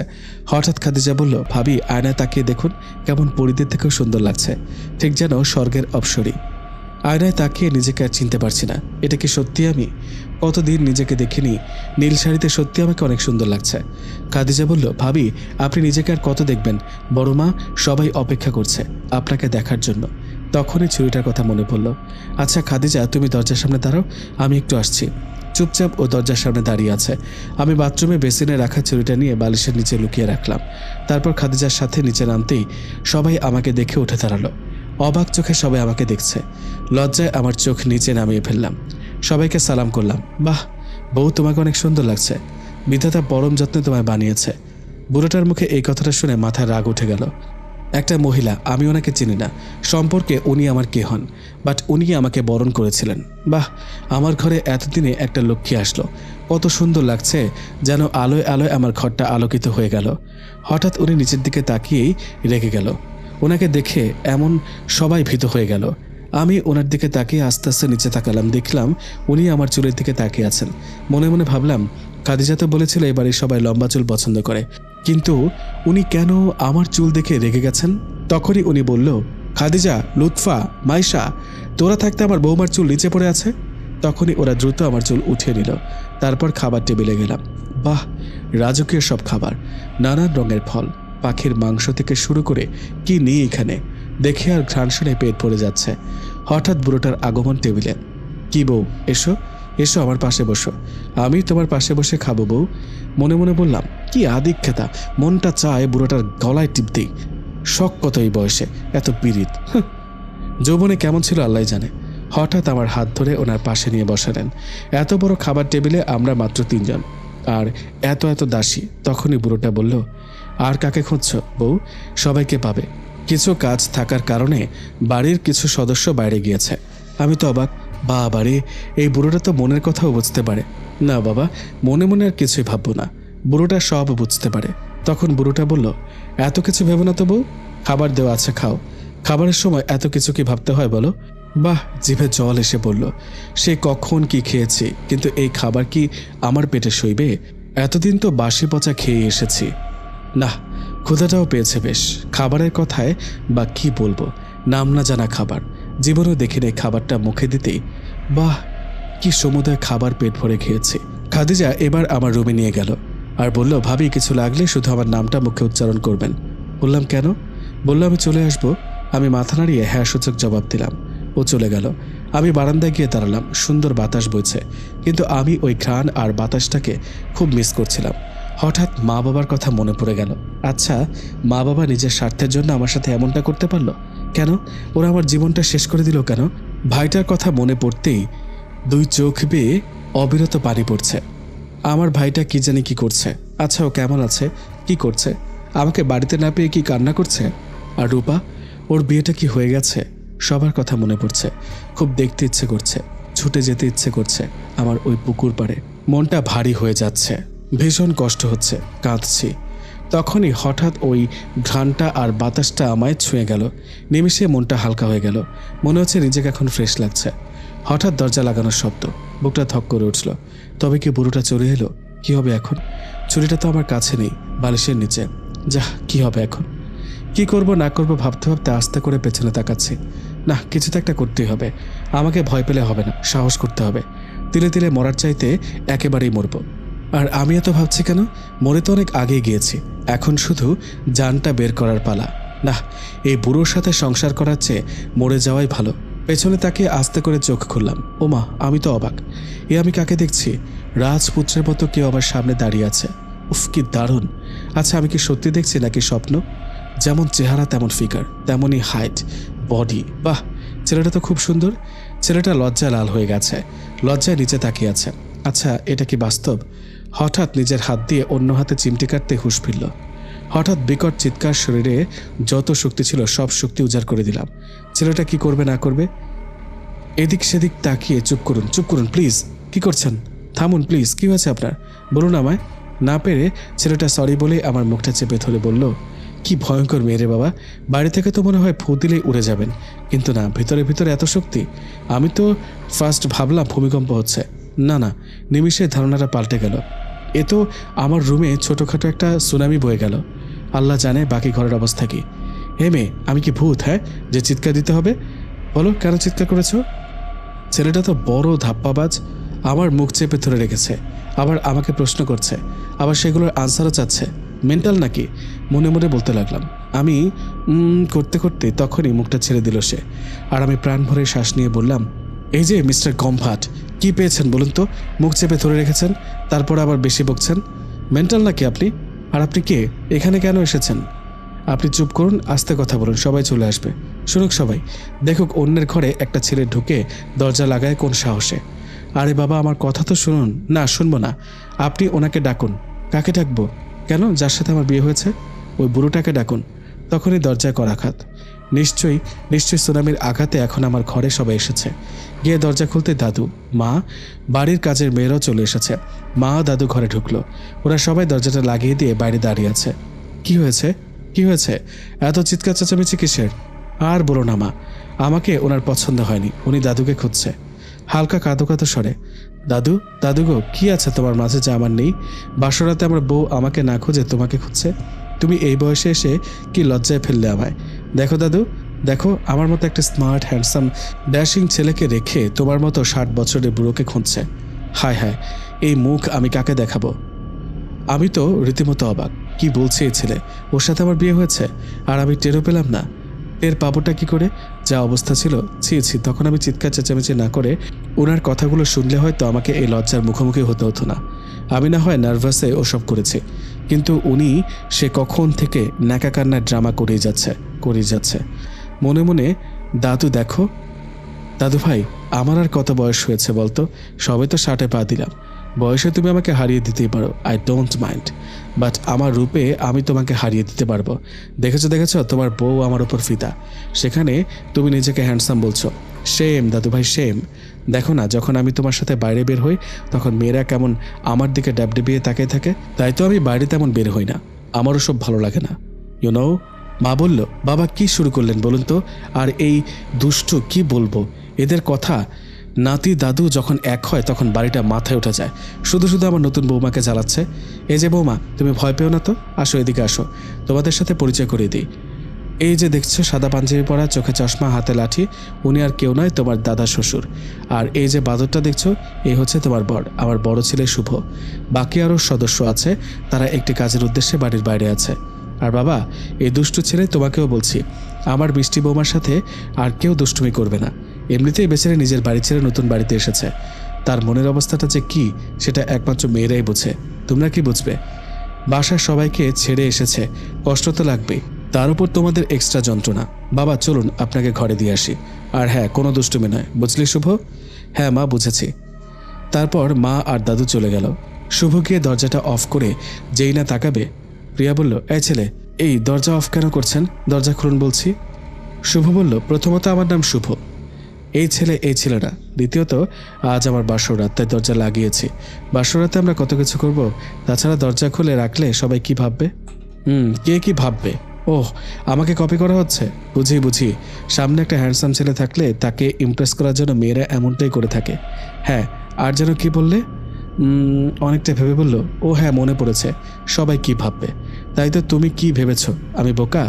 দরজাটা খোলা রাখবে আর বাড়ির সবাই দরজা খোলা দেখে ভাববে যে তুমি আমাকে পাত্তা দিচ্ছ না, আমাকে মেনে নিবে না, সময় চাও। তা হবে না, বুঝলে? তাই দরজাটা আগে থেকে লাগিয়ে দিলাম, এখন আমি যা বলবো তাই হবে। ছেলেটা তো খুব চালাক, ওর কথাগুলো শুনে মনে হচ্ছে কিছু একটা করে ছাড়বে। না, আমাকে ভয় পেলে হবে না, আর আমি যে ভয় পেয়ে আছি সেটা ওকে বুঝতে দেওয়া যাবে না। আর ও যদি বুঝতে পারে আমি ওর কথা শুনে ভয়ে ইঁদুরের মতো হয়ে গেছি, তাহলে আমার ঘাড়ে চেপে বসবে। না, আমাকে সিংহ হতে হবে। এই যে আমার রূপবতী গুণবতী বউটা, কি প্ল্যান করছো? যাই ভাবো না কেন, আজ তো তোমায় ছাড়বো না। কি করবেন আপনি? কেন সবাই যা করে? দেখুন, আমার সাথে কোনো কিছু করার চেষ্টা করবেন না, তাহলে কিন্তু অনেক কিছু হয়ে যাবে। আমার ক্ষমতা সম্পর্কে আপনার কোনো ধারণাই নেই, আমি অনেক কিছু করতে পারি। So be careful. আচ্ছা, কি করতে পারো তুমি? আমিও একটু দেখি, দেখাও আমায়। দেখুন, ভালো হবে না কিন্তু, বলে রাখলাম। আচ্ছা, আমার বউটা খারাপ কিছু হলে আমি সামলে নিব, তুমি দেখাও তোমার ক্ষমতা, আমি দেখতে চাই। বউ একটু ভয় পাচ্ছে না, কি হবে আমার? আমি কি ভয় দেখাবো? আমারই তো হাত পা কাঁপছে, ভয় কি বলবো ভাবতে ভাবতে হঠাৎ করে বলে ফেললাম, চিৎকার করব। কথাটা শোনার পরেই শুভর মুখটা চুপসে গেল। বুঝতে পারলাম ঢিলটা অন্ধকারে মারলেও ঠিক জায়গাতেই লেগেছে। মনে মনে হেসে দিলাম, দাঁড়াও বাপু, আজ তোমার হচ্ছে। চিৎকার করব, চিৎকার। এই মেয়েটা তো ডেঞ্জারাস, চিৎকার মানে ছোটোখাটো সুনামি না। মা তো বলেই গেল কোনো দুষ্টুমি না। এখনও যদি আবার চিৎকার করে তাহলে মা ঘরে এসে আমার একমাত্র বউয়ের সামনে কানমলা আর 2-4টা থাপ্পড় তো খেতেই হবে। না, নতুন বউয়ের সামনে যদি বাসরাতে মায়ের হাতে মার খাই তাহলে তো প্রেস্টিজ পাঞ্চার, মনে মনে ভাবলো। না প্রিয়া, তুমি এটা করো না, আমি তো জাস্ট একটু ফান করেছি তোমার সাথে, দেখলাম তুমি কি রিয়েক্ট করো। আচ্ছা, এসব বাদ দাও না, চলো আমরা ঘুমাই মানে আমরা কি একসাথে ঘুমাবো নাকি? চিনি না জানি না অচেনা একজনের সাথে আমি কি এক বিছানায় ঘুমাতে পারবো না, বুঝলেন মিস্টার? কি বললে? তুমি আমাকে চেনো না?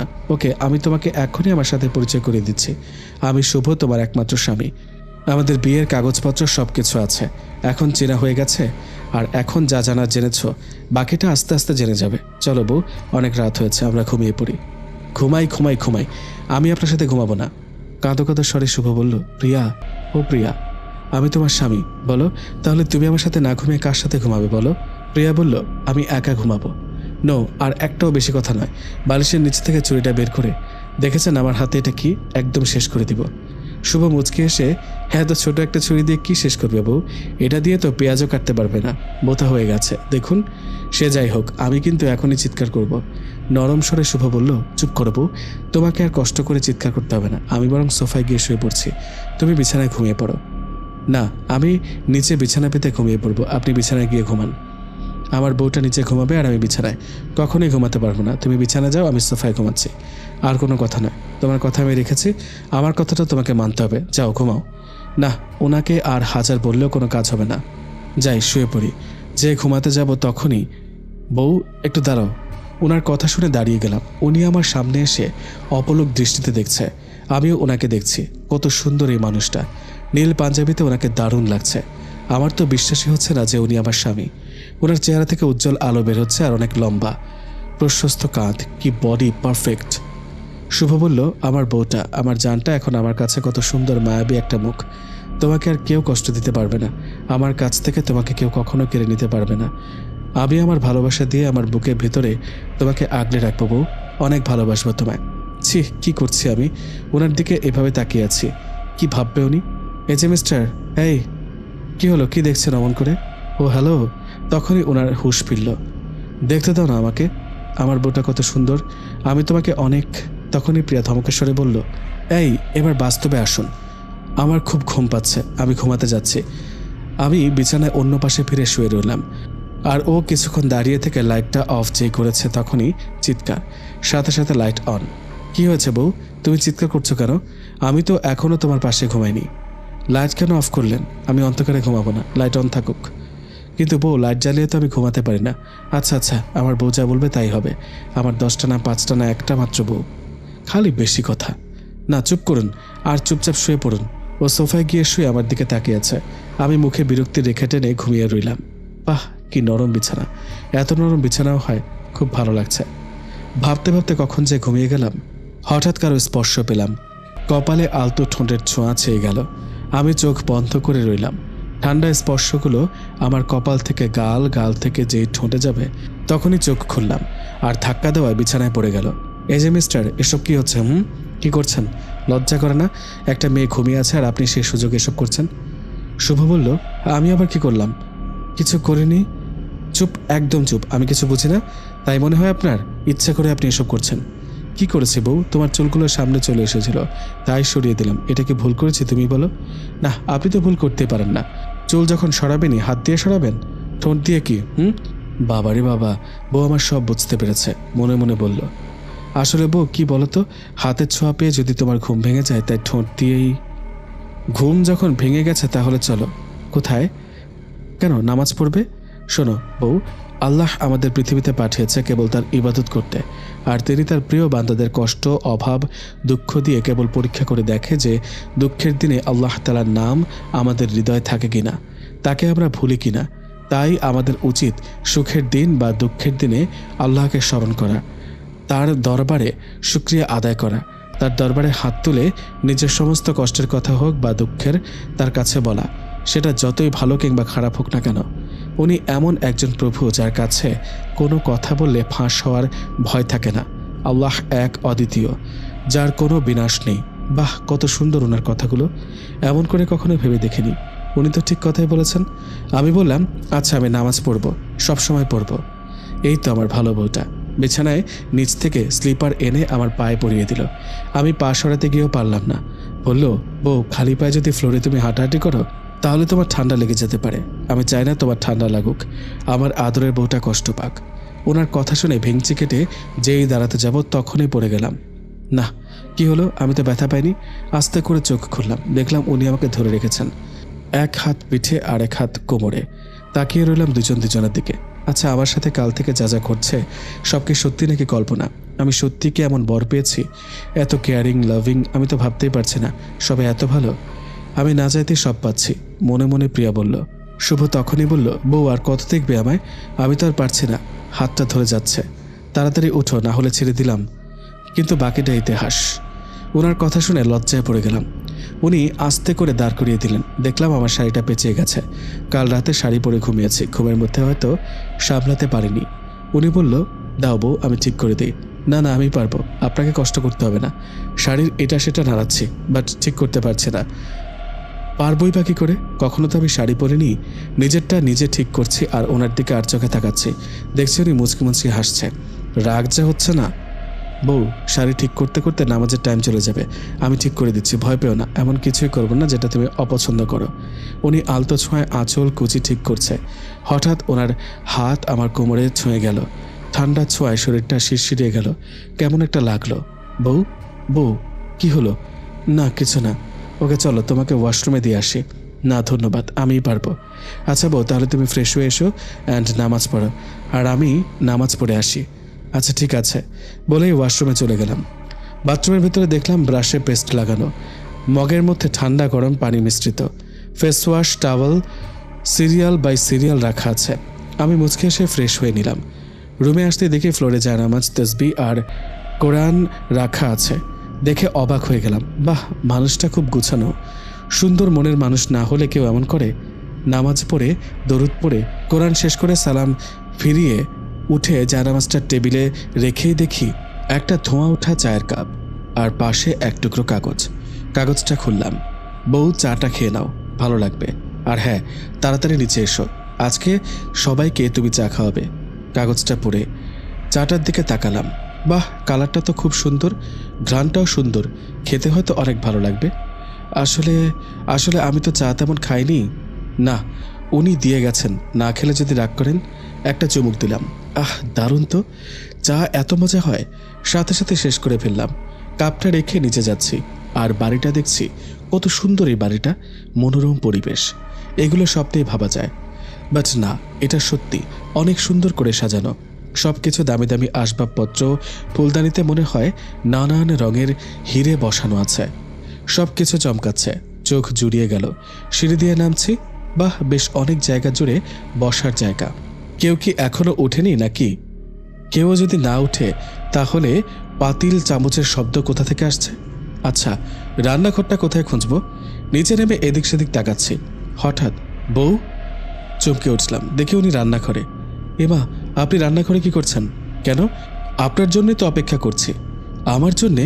কেন? বললাম না আজ তুমি সবাইকে চা করে খাওয়াবে। ভয় পেয়ে গেলাম। চা আমি বানাবো। আচ্ছা, আমার হাতে চা সবার ভালো লাগবে তো? ওনারা কিভাবে খায় যদি আমারটা ভালো না লাগে? তখন দেখলাম উনি মুচকি মুচকি হাসছে। রিল্যাক্স বউ, এত ভাবছো কেন? ভ্রু কুচকে বলল, ভাবছি মানে? না মানে, আমি বলছিলাম চা আমি করে নিয়েছি, কাপেও দিয়েছি, তুমি শুধু কষ্ট করে সবাইকে দিবে। পারবে তো বউ? হ্যাঁ হ্যাঁ পারবো। তাড়াতাড়ি এখানে আসো এখনই, মা দাদু চলে আসবেন। আমি রান্নাঘরে গিয়ে চায়ের সামনে দাঁড়িয়ে আছি। দেখি মা দাদুকে নিয়ে এসেছে। আমি পেছনে তাকাতে দেখি উনি নেই। ওমা, উনি কোথায় গেল আর কিভাবে গেল? তখনই মা বলল, বৌমা তুমি এত সকালে রান্নাঘরে কি করছো? আমি চায়ের ট্রে হাতে করে তাদের সামনে টেবিলে রেখে দাদুকে সালাম করে চা দিলাম। মাকে সালাম করে চা দিয়ে, আসলে মা একটু চা বানালাম আর কি। তখনই দেখি শুভ এসেছে। বউ, বউ, কোথায় তুমি? শুভ চিৎকারে বাসার সকল মেয়েগুলো চলে এসেছে। বাহ, ভালোই তো ড্রামা জানে। ওনার সামনে দাঁড়িয়ে আছে আর উনি বউ বউ বলে চিৎকার করছে। ছি ছি ছি, কি লজ্জা, কি লজ্জা। মা ওর কানটা টেনে বলল, এই যে বাবা তোমার বউ, কোথাও হারিয়ে যায়নি। দেখো, বেচারি সকালে ঘুম থেকে উঠে কত কষ্ট করে চা বানিয়েছে। তাই নাকি মা? আমার বউ চা বানিয়েছে? তা বউ, চাটা খাওয়া যাবে তো? আমি রেগে ওনার দিকে তাকিয়ে আছি। উনি ভয়ে চাটা নিজে নিজে নিয়ে একটু দূরে গিয়ে বসল। দাদু বলল চায়ের চুমুক দিয়ে, বাহ দাদু ভাই, তুমি কত সুন্দর করে চা বানিয়েছ। সকালটা যদি এমন এক কাপ চা খেয়ে শুরু করি তাহলে আর কি লাগে। মা বলল, ঠিক বলেছেন বাবা, সত্যি বৌমা এত ভালো চা বানিয়েছ। কি করে বুঝলে তুমি? আমরা এমনভাবে চা খেতে অভ্যস্ত। তখনই শুভ কাশতে লাগলো। সবাই কি হয়েছে বলে দাদুভাই বলল, দাদুভাই বউয়ের হাতে চা আস্তে আস্তে খাও, প্রথম প্রথম এমনই হয়। মা বলল, বাবা কি যে বলেন। আরে প্রিয়া মা, তুমি ওখানে কেন দাঁড়িয়ে আছো? এখানে আমার পাশে এসে বসো। খাদিজা, চায়ের কাপটা দে তো। নাও বৌমা, তুমি খাও। না মা, আমি তো। মুখের কথা শেষ না করতে শুভ বলল, হ্যাঁ হ্যাঁ বুঝেছি, তুমি চা বানিয়েছো বলে কি খাবে না? কাপটা ধরো। কাপটা নিয়ে তারপর সবার সাথে আড্ডা দিলাম। অনেকটা সময় কাটানোর পর রুমে চলে এলাম। বারান্দায় দাঁড়িয়ে আছে, ফুলের ঘ্রাণে হালকা ঠান্ডা বাতাসে ভালোই লাগছে। হঠাৎ রূপা আর ভাইয়ের কথা মনে পড়ে গেল। নিজের চোখ বেয়ে পানি পড়ছে। আমার ভাইটা কেমন আছে, কি করছে? আমার কথা কি ওর মনে পড়ে? আচ্ছা, রূপার কি বিয়ে হয়ে গেছে? ওকে সেদিন একবারও দেখতে পারিনি। ও কি জানতো না আমার সাথে এসব ঘটছে? আর মা বাবার কথাই বা কি বলবো? টাকার জন্য নিজের মেয়েকে একটা পশুর কাছে বিয়ে দিতেও ওদের মন একটুও কাঁপলো না। না, আল্লাহ যা করে ভালোর জন্যই করে। দেখো রূপা, দেখো ভাইয়া, তোমাদের প্রিয়া এখন কত সুখে আছে। না চাইতেই এত ভালো বর, মা, দাদু সবাইকে পেয়েছে। তোরা দূর থেকে দোয়া করিস যেন এইভাবেই সবাইকে ভালো রাখতে পারি, ভালো থাকতে পারি। হঠাৎ কাঁধে কারো স্পর্শ, চমকে গিয়ে সাথে সাথে তাকালাম। দেখি শুভ। শুভ বলল, এ কি বউ, তুমি এখানে দাঁড়িয়ে আছো কেন? আর তোমার চোখে পানি কেন? কি হয়েছে তোমার? কেউ কিছু বলেছে? দেখলাম রাগে ওর গাল দুটো পাকা টমেটোর মতো হয়ে গেছে। রাগলে মানুষটাকে ভারী সুন্দর লাগে। আমার 2 ফোঁটা চোখের পানির জন্য উনি এত ছটফট করছে, এই বুঝি কেঁদেই দিবে। না, কিছু হয়নি, আর এখানে দাঁড়াতে ভালোই লাগছে। শুভ বলল, তাহলে তোমার চোখে পানি কেন? এমনি হয়তো কিছু একটা পড়েছে। বউ, আমার সাথে মিথ্যে বলছো, তুমি আমার কাছে লুকাচ্ছ। বলো বউ, কি হয়েছে? ওর এমন নরম স্বরে কথা শুনে চোখে অনবরত পানি আসছে। না পেরে ওকে জড়িয়ে ধরলাম আর কাঁদতে লাগলাম। ভাইটার কথা খুব মনে পড়ছে। ও কেমন আছে, কি করছে, আমার কথা ওর মনে পড়ে কিনা। শুভ বলল, বউ তুমি শান্ত হও, তোমার ভাই ভালো আছে, আর তোমাকে মনে কেন করবে না? ও যে তোমাকে অনেক ভালোবাসে। আপনি কি করে জানলেন? চমকে গিয়ে শুভ বলল, ওই আর কি। চোখের পানি মুছে দিয়ে বলল, চলুন। কোথায়? আমার সাথে। ওর সাথে যাচ্ছি। সিঁড়ি দিয়ে ও আমাকে হাতে ধরে নামাচ্ছে। সদর দরজার সামনে গিয়ে দাঁড়াতে বিরাট দরজা খুলে গেল। অবাক হয়ে গেলাম। এই প্রথম আমি বাড়ির বাইরে গেলাম। কিন্তু এখন কয়টা বাজে? কিছুক্ষণ আগেই তো সকাল হলো।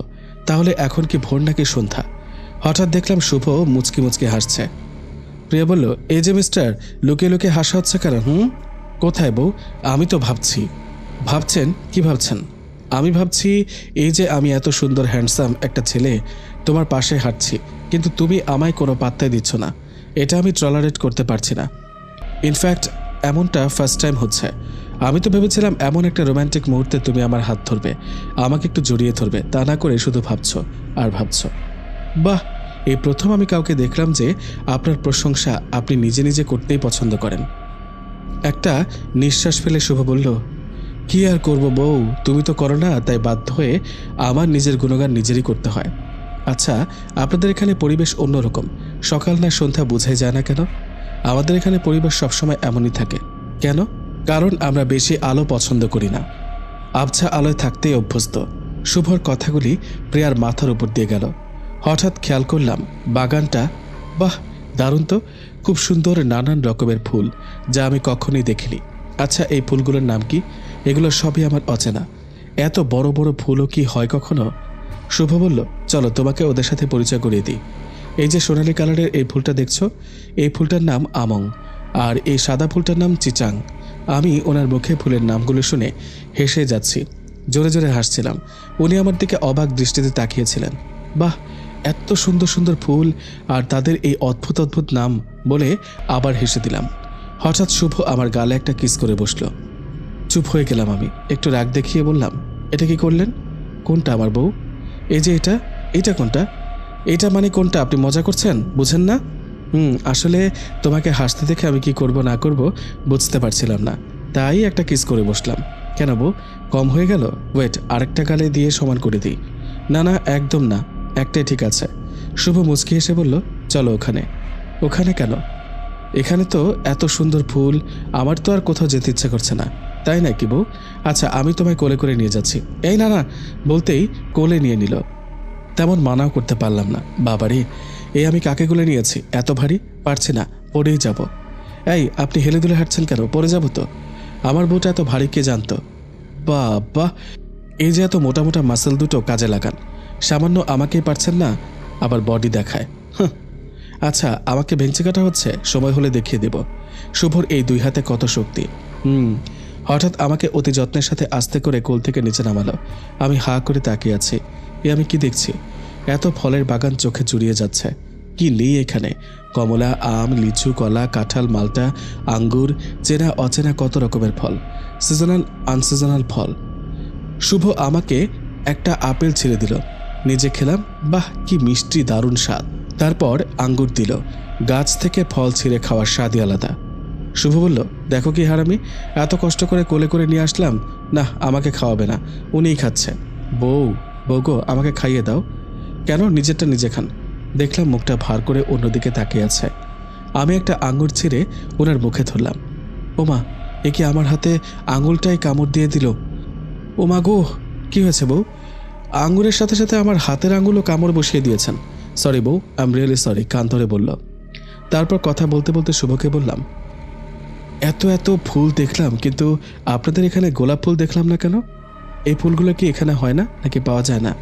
শুভ কিছু বলল না, শুধু আমার দিকে তাকিয়ে রইল। তখন খাদিজা এসে বলল, বড় ভাইয়া, বড় মা আপনাকে আর ভাবিকে বাসায় যেতে বলেছেন। শুভ হাত দিয়ে ইশারা করলো। খাদিজা চলে গেল। তারপর আমরা দুজন ভিতরে ঢুকলাম। দেখলাম মা রান্নাঘরে সবাইকে দেখিয়ে দিচ্ছে, এটা এভাবে ওটা ওভাবে। আমি মায়ের সামনে গিয়ে সালাম করলাম। মা বলল, বেঁচে থাকো, সুখে থাকো, আমার এই ঘরটা আলোয় আলোয় উজ্জ্বল করে রেখো। যাও মা, গোসল করে রেডি হয়ে এসো, আজ তো তোমার বউ ভাত, যাও রুমে যাও। শুভ আমার দিকে তাকিয়ে রইল।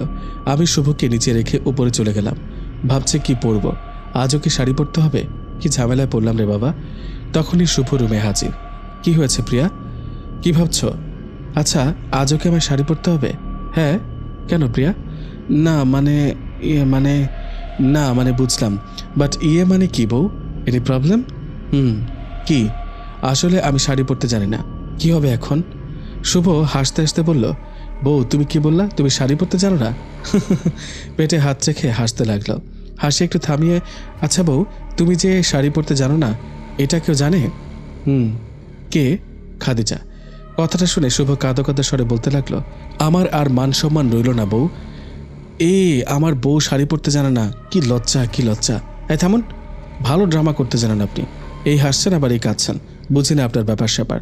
তখনই মা দরজা নক করলো। বৌমা, আমি ভিতরে আসবো? হ্যাঁ মা, আসুন। দেখলাম মায়ের হাতে অনেকগুলো গয়নার বাক্স বিছানার ওপর রেখে আমাকে কাছে টেনে নিল। বৌমা, এই গয়নাগুলো দেখো। বাক্সটা খুলে চমকে গেলাম। কত সুন্দর গহনা, চকচক করছে, হীরের পাথরগুলো চিকচিক করছে। এ কি মা, আমাকে তো আপনি অনেক গহনা দিয়েছেন, তাহলে আবার এগুলো কেন? মা একটা মুচকি হাসি দিয়ে বলল, কি যে বলো না বৌমা, সেগুলো তো তোমার বিয়ের জন্য দিয়েছিলাম, সবসময় পরবে। আর এগুলো আমার শাশুড়ি আমাকে দিয়েছিল, আর আজ আমি আমার বৌমাকে দিচ্ছি। আমার দায়িত্ব শেষ, এখন এগুলো তোমার দায়িত্বে থাকবে। এটা আমাদের বংশের বড় বউদের চিহ্নস্বরূপ। আমি আশা করি তুমি এগুলো হেফাজতে রাখবে। আজ এই গহনাগুলো পরবে, আর এই নাও এই শাড়িটা। বাহ মা, কত সুন্দর শাড়িটা। বৌমা, তোমার পছন্দ হয়েছে? হ্যাঁ মা, বাহ ভালো লাগলো। এটা আমার বিয়ের শাড়ি, তোমার শ্বশুর আমাকে দিয়েছিল। এটা আজ তুমি পরবে মা। আমি আমার বড় ছেলের বড় বউকে রানীর সাজে দেখতে চাই। কি রে শুভ, তুই এখানে বসে আছিস কেন? তাড়াতাড়ি রেডি হয়ে নিচে নেমে আয়, তোরা দুজন তোদের অপেক্ষায় রইলাম। বলেই চলে গেল। আচ্ছা, মা কি এমনই হয়? কত ভালো মানুষ এরা। একদিন হলো না এই বাড়িতে এসেছে, আর ওনারা আমাকে এত বিশ্বাস ভরসা করে ফেলল। সত্যি এত ভালো মানুষ পৃথিবীতে আছে বলেই হয়তো পৃথিবীটা এত সুন্দর। কি ভাবছো বউ? কিছু না, যাও তুমি গোসল করে এসো, আমি এখানে ওয়েট করছি। কেন? কেন আবার? আমার বউ তো শাড়ি পরতে জানে না, এখন তো আমাকেই পরাতে হবে, তাই না? প্রিয়া বলল, ইম্পসিবল, আমি আপনার হাতে কখনোই শাড়ি পরবো না, নিজে পরবো, কারো হেল্পের প্রয়োজন নেই আমার। এ বলে চলে গেলাম সবকিছু নিয়ে। বাথরুমে এসে শাওয়ারটা অন করে ভাবছি, রাগ দেখিয়ে তো চলে এলাম, এখন কি হবে? শাড়ি আমি পরবো কি করে? শুভ রুম থেকে না বেরোলে তো খাদিজাকে ডাকতে পারবো না। ধ্যাত কি যে করি। শাওয়ার নেওয়ার পর শাড়ি পরার ট্রাই করছি, বাট পারছি না, বারবার পেঁচিয়ে যাচ্ছে। হঠাৎ শাড়ি পেঁচিয়ে নিচে পড়ে গেলাম। শব্দ শুনে শুভ ইচ্ছে মতো দরজা ধাক্কাচ্ছে। বউ, কি হয়েছে তোমার? বউ, দরজাটা খুলো। পড়ে গিয়ে উঠতে পারছি না, দরজা খুলবো কিভাবে? হায় রে, বেশি চালাকের গলায় দড়ি। আমার হয়েছে সে অবস্থা। হঠাৎ দেখলাম শুভ আমার পাশে। কি হয়েছে বউ? আমাকে পড়ে থাকতে দেখে কান্না করে দিল। বউ, ব্যথা পেয়েছ? ও তুলে কোলে করে বাথরুম থেকে রুমে নিয়ে আসলো। দেখলাম শুভর চোখে পানি পড়ছে। অবাক হয়ে ওর দিকে তাকিয়ে আছি। একটা মানুষকে কতটা ভালোবাসলে এমন অস্থির হতে পারে? ও আমার জন্য কাঁদছে, ওর চোখে আমার জন্য জল এসেছে। আজ সত্যি নিজেকে ভাগ্যবতী মনে হচ্ছে। চিৎকার করে বলতে ইচ্ছে করছে, এই কে আছো? দেখো আমি আর একা নই, আমার জন্য কাঁদার কেউ আছে। আমি আজ অনেক হ্যাপি। হঠাৎ খেয়াল করলাম ও হাতে মলম লাগাচ্ছে, হয়তো একটু কেটে গেছে। তখনই খেয়াল করলাম আমার গায়ের শাড়ি নেই। এ কি, আমার গায়ের শাড়ি কোথায়? পাশে একটা টেডি রাখা ছিল, ওটাকে জড়িয়ে ধরে শুভকে বললাম, এই যে মিস্টার, কি করছেন? আমার শাড়ি কোথায়? বউ, তুমি অস্থির হও না, বাথরুমে যখন ছিলে তখন শাড়িটা তোমার সাথে পেঁচিয়ে গিয়েছিল, তাই ওটা ছাড়তেই শাড়িটা খুলতেই হলো, কারণ তুমি শাড়িটা ভালো করে পরতেই পারোনি, তাই বলে আপনি খুলে ফেলবেন? দেখো বউ, তোমার কষ্ট দেখে আমি আর অন্য কিছু খেয়াল করিনি। এসো তোমাকে শাড়িটা পরিয়ে দিই। না, আমি নিজেই পরে নিব। হ্যাঁ, দেখেছি তো কেমন শাড়ি পরতে পারো তুমি, হাত পা ভাঙা অবস্থা। কি আর করব, বাধ্য হয়ে ওর সামনে দাঁড়ালাম। ও বলল, আমার চোখের দিকে তাকাও। আমি ওর চোখের দিকে তাকিয়ে রইলাম, ও আমার দিকে তাকিয়ে রইল। কিছুক্ষণ পর, বউ আর কত দেখবে, আমার তো লজ্জা করছে। আমি চোখ ফিরিয়ে নিতে দেখি আমার গায়ে শাড়ি পরানো। আরে, শাড়ি কখন পরালেন বুঝতেই পারলাম না। বাহ, আপনি তো খুব ভালো শাড়ি পরাতে পারেন। হ্যাঁ বউ, পারি তো। আর দেখো তোমার স্বামী আর কি কি করতে পারে। আমাকে টেবিলে বসিয়ে সাজিয়ে দিচ্ছে, গহনা পরিয়ে দিচ্ছে। আমি অবাক হয়ে দেখছি একটা মানুষের মাঝে এত গুণ কী করে। হঠাৎ একটা বুদ্ধি আসলো, আচ্ছা ওনাকে একটু রাগানো যাক। শুভ চুল আঁচড়াচ্ছিল, তখন বললাম, দেখুন আমি ভাবছিলাম। কি ভাবছিলে বউ? আসলে আমার চুলগুলো আমি অর্ধেক কেটে ফেলবো। এই চুলগুলো ক্যারি করতে অনেক কষ্ট হয়। চুলগুলো আঁচড়াতে শ্যাম্পু করতে কী যে ঝামেলা। হঠাৎ খেয়াল করলাম বর আমার রাহে ফুঁসছে। গাল দুটো লাল টমেটোর মতো হয়ে আছে। চোখের দিকে তাকিয়ে দেখলাম লাল হয়ে আছে। দেখো বউ, তোমার কোনো রাইট নাই যে আমার চুল কাটার। আরে আপনার চুল কাটবো কেন? চুল তো কাটবো আমার। শুভ রেগে মেগে বলল, দেখো বউ, তোমার গাল, তোমার ঠোঁট, তোমার চোখ, তোমার নাক, তোমার চুল, তোমার সব সব আমার, আর আমার মাঝে যা আছে সব তোমার। So be careful. আমার কোনো জিনিস আমার অনুমতি ছাড়া নো কাটাকাটি, বুঝলা? চলো নিচে চলো, মা অপেক্ষা করছে। কথাগুলো শুনে খুব ভালো লাগলো। ওনাকে দেখলে দেখতে ইচ্ছে করে। আচ্ছা তার মানে কি? আমি ওনার কি ভাবছি? উনি আমাকে আয়নার সামনে এনে দাঁড় করালো। পাশে উনি দাঁড়িয়ে বলল, দেখো আমার বউকে কত সুন্দর লাগছে। লজ্জায় নিচে তাকিয়ে রইলাম। আমার বউটাকে লজ্জা পেয়েছে? ওকে তুমি 5 মিনিট ওয়েট করো, আমি এক্ষুনি আসছি। কেন, কোথায় যাবেন? কেন, আজকে আমার বউ সাজবে, আমি রেডি হব না? এই বলে চোখের পলকে রেডি হয়ে চলে আসলো। এ কি, এত তাড়াতাড়ি রেডি হয়ে গেলেন? হ্যাঁ বউ, মেয়েদের মতো আমার মেকআপ, কাজল, লিপস্টিক, ব্লাশন হয়েছে হয়েছে। বাবারে বাবা, সব কিছু তো জানেন দেখছি। হ্যাঁ, বিয়ে করেছি যেহেতু এগুলো না জানলে তো নয়, তাই না বউ? ওনার দিকে তাকিয়ে আর চোখ ফেরাতে পারছি না। নীল পাঞ্জাবিতে কত সুন্দর যে লাগছে। বউ আসো নিচে যাই, সবাই আমাদের জন্য অপেক্ষা করছে। আমরা দুজন একসাথে নিচে নামছি। সবাই মুগ্ধ হয়ে তাকিয়ে আছে। দাদুকে মাকে সালাম করলাম। দাদু আমাকে বলল, কি দাদু ভাই, আমার নাতিটা কেমন? দেখলে বৌমা, আমার নাতবউকে আর আমার দাদু ভাইকে কত সুন্দর লাগছে। বাহ, দুজনকে খুব মানিয়েছে। মা বলল, হ্যাঁ বাবা ঠিক বলেছেন। আমাকে কাছে টেনে কপালে চুমু দিয়ে দোয়া করলেন, বুকে জড়িয়ে নিলেন। আমি কেঁদে দিলাম। কি হলো বৌমা, তুমি কাঁদছো কেন? কিছুক্ষণের মধ্যেই শুভ, দাদু, মা অস্থির হয়ে গেল আমার চোখের পানি দেখে। কি হয়েছে মা, কেউ কিছু বলেছে? আমি মাথা নেড়ে না সূচক জবাব দিলাম। মা বাবার কথা মনে পড়ছে। আমি হ্যাঁ জবাব দিলাম। মা বলল, দেখো বৌমা, মন খারাপ করো না। হ্যাঁ, আমি তোমার মায়ের মতো হতে পারবো না, কিন্তু মায়ের মতো হওয়ার চেষ্টা করবো মা। একটু সময় আমাকে দাও। না মা, আপনার আদর ভালোবাসা না পেলে হয়তো আমি জানতেই পারতাম না যে মায়ের আদর ভালোবাসা এমন হয়। আমি অনেক ভাগ্যবতী যে আপনার মতো মা পেয়েছি। আমার কান্না দেখে মাও কেঁদে দিল। আমার চোখের জল মুছে দিয়ে বলল, এই খুশির দিনে কাঁদতে নেই মা, চলো অনেকটা সময় পার হয়ে গেছে। খাদিজা, ভাত কাপড়ের থালাটা নিয়ে আয় তো মা। খাদিজা বিরাট একটা থালা নিয়ে হাজির। এ কি, এ তো এলাহি আয়োজন। অনেক বড় মাছের মাথা, মুরগির রোস্ট, গরুর ভুনা, ডাল, সবজি, সুগন্ধি পোলাও, চিংড়ি মাছের মালাইকারি, বড় মাছের কালিয়া, সর্ষে ইলিশ, বেগুন ভাজা, পটল ভাজা, আলু ভাজা, মাছ ভাজা, দই, সেমাই, পায়েস, মিষ্টি, আরও অনেক কিছু। মা বলল, শুভ থালাটা হাতে নিয়ে প্রিয়ার হাতে দিয়ে বলো, আজ থেকে আমি তোমার ভাত কাপড়ের দায়িত্ব নিলাম। শুভ চুপ করে থালাটা হাতে নিয়ে আমার সামনে দাঁড়িয়ে বলল, আজ থেকে আমি তোমার ভাত কাপড়ের দায়িত্ব নিলাম। থালাটা হাতে ধরলাম। শুভ থালাটা টেবিলে রাখলো। যখনই আমি ওকে সালাম করতে যাব তখনই ও আমাকে ধরে বলল, কি করছে বউ? আপনাকে সালাম করব কেন? এটা তো আমার কর্তব্য। না, এটা ভুল। তোমার স্থান আমার পায়ে নয়, আমার বুকে, হৃদয়ে, বুঝলে বউ? তারপর খাওয়া দাওয়া করে বসলাম সবাই। আড্ডা দিতে দিতে রাত হয়ে গেল। মা বলল, বৌমা রাত তো হয়ে গেল, চলো মা রাতের খাবারটা খেয়ে রুমে গিয়ে ঘুমিয়ে পড়ো। না মা, এখন আমি আর কিছু খাবো না, আমি যাচ্ছি। একদম না, রাতে না খাবার খেয়ে ঘুমালে শরীর খারাপ হবে। চলো। মা জোর করে নিজের হাতে খাইয়ে দিল। তারপর মাকে বিদায় দিয়ে রুমে গিয়ে দরজাটা খুলতেই অবাক। লাইট অফ, ছোট ছোট মোমবাতি জ্বালানো, এক কথায় সুন্দর করে সাজানো রুমটা। ভিতরে পা দিতেই চমকে গেলাম।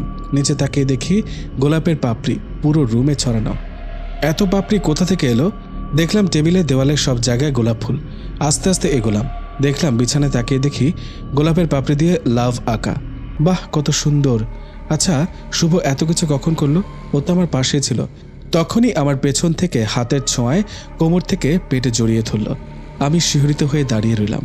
ও আমাকে আলতো ছোঁয়ায় আদর করতে লাগলো।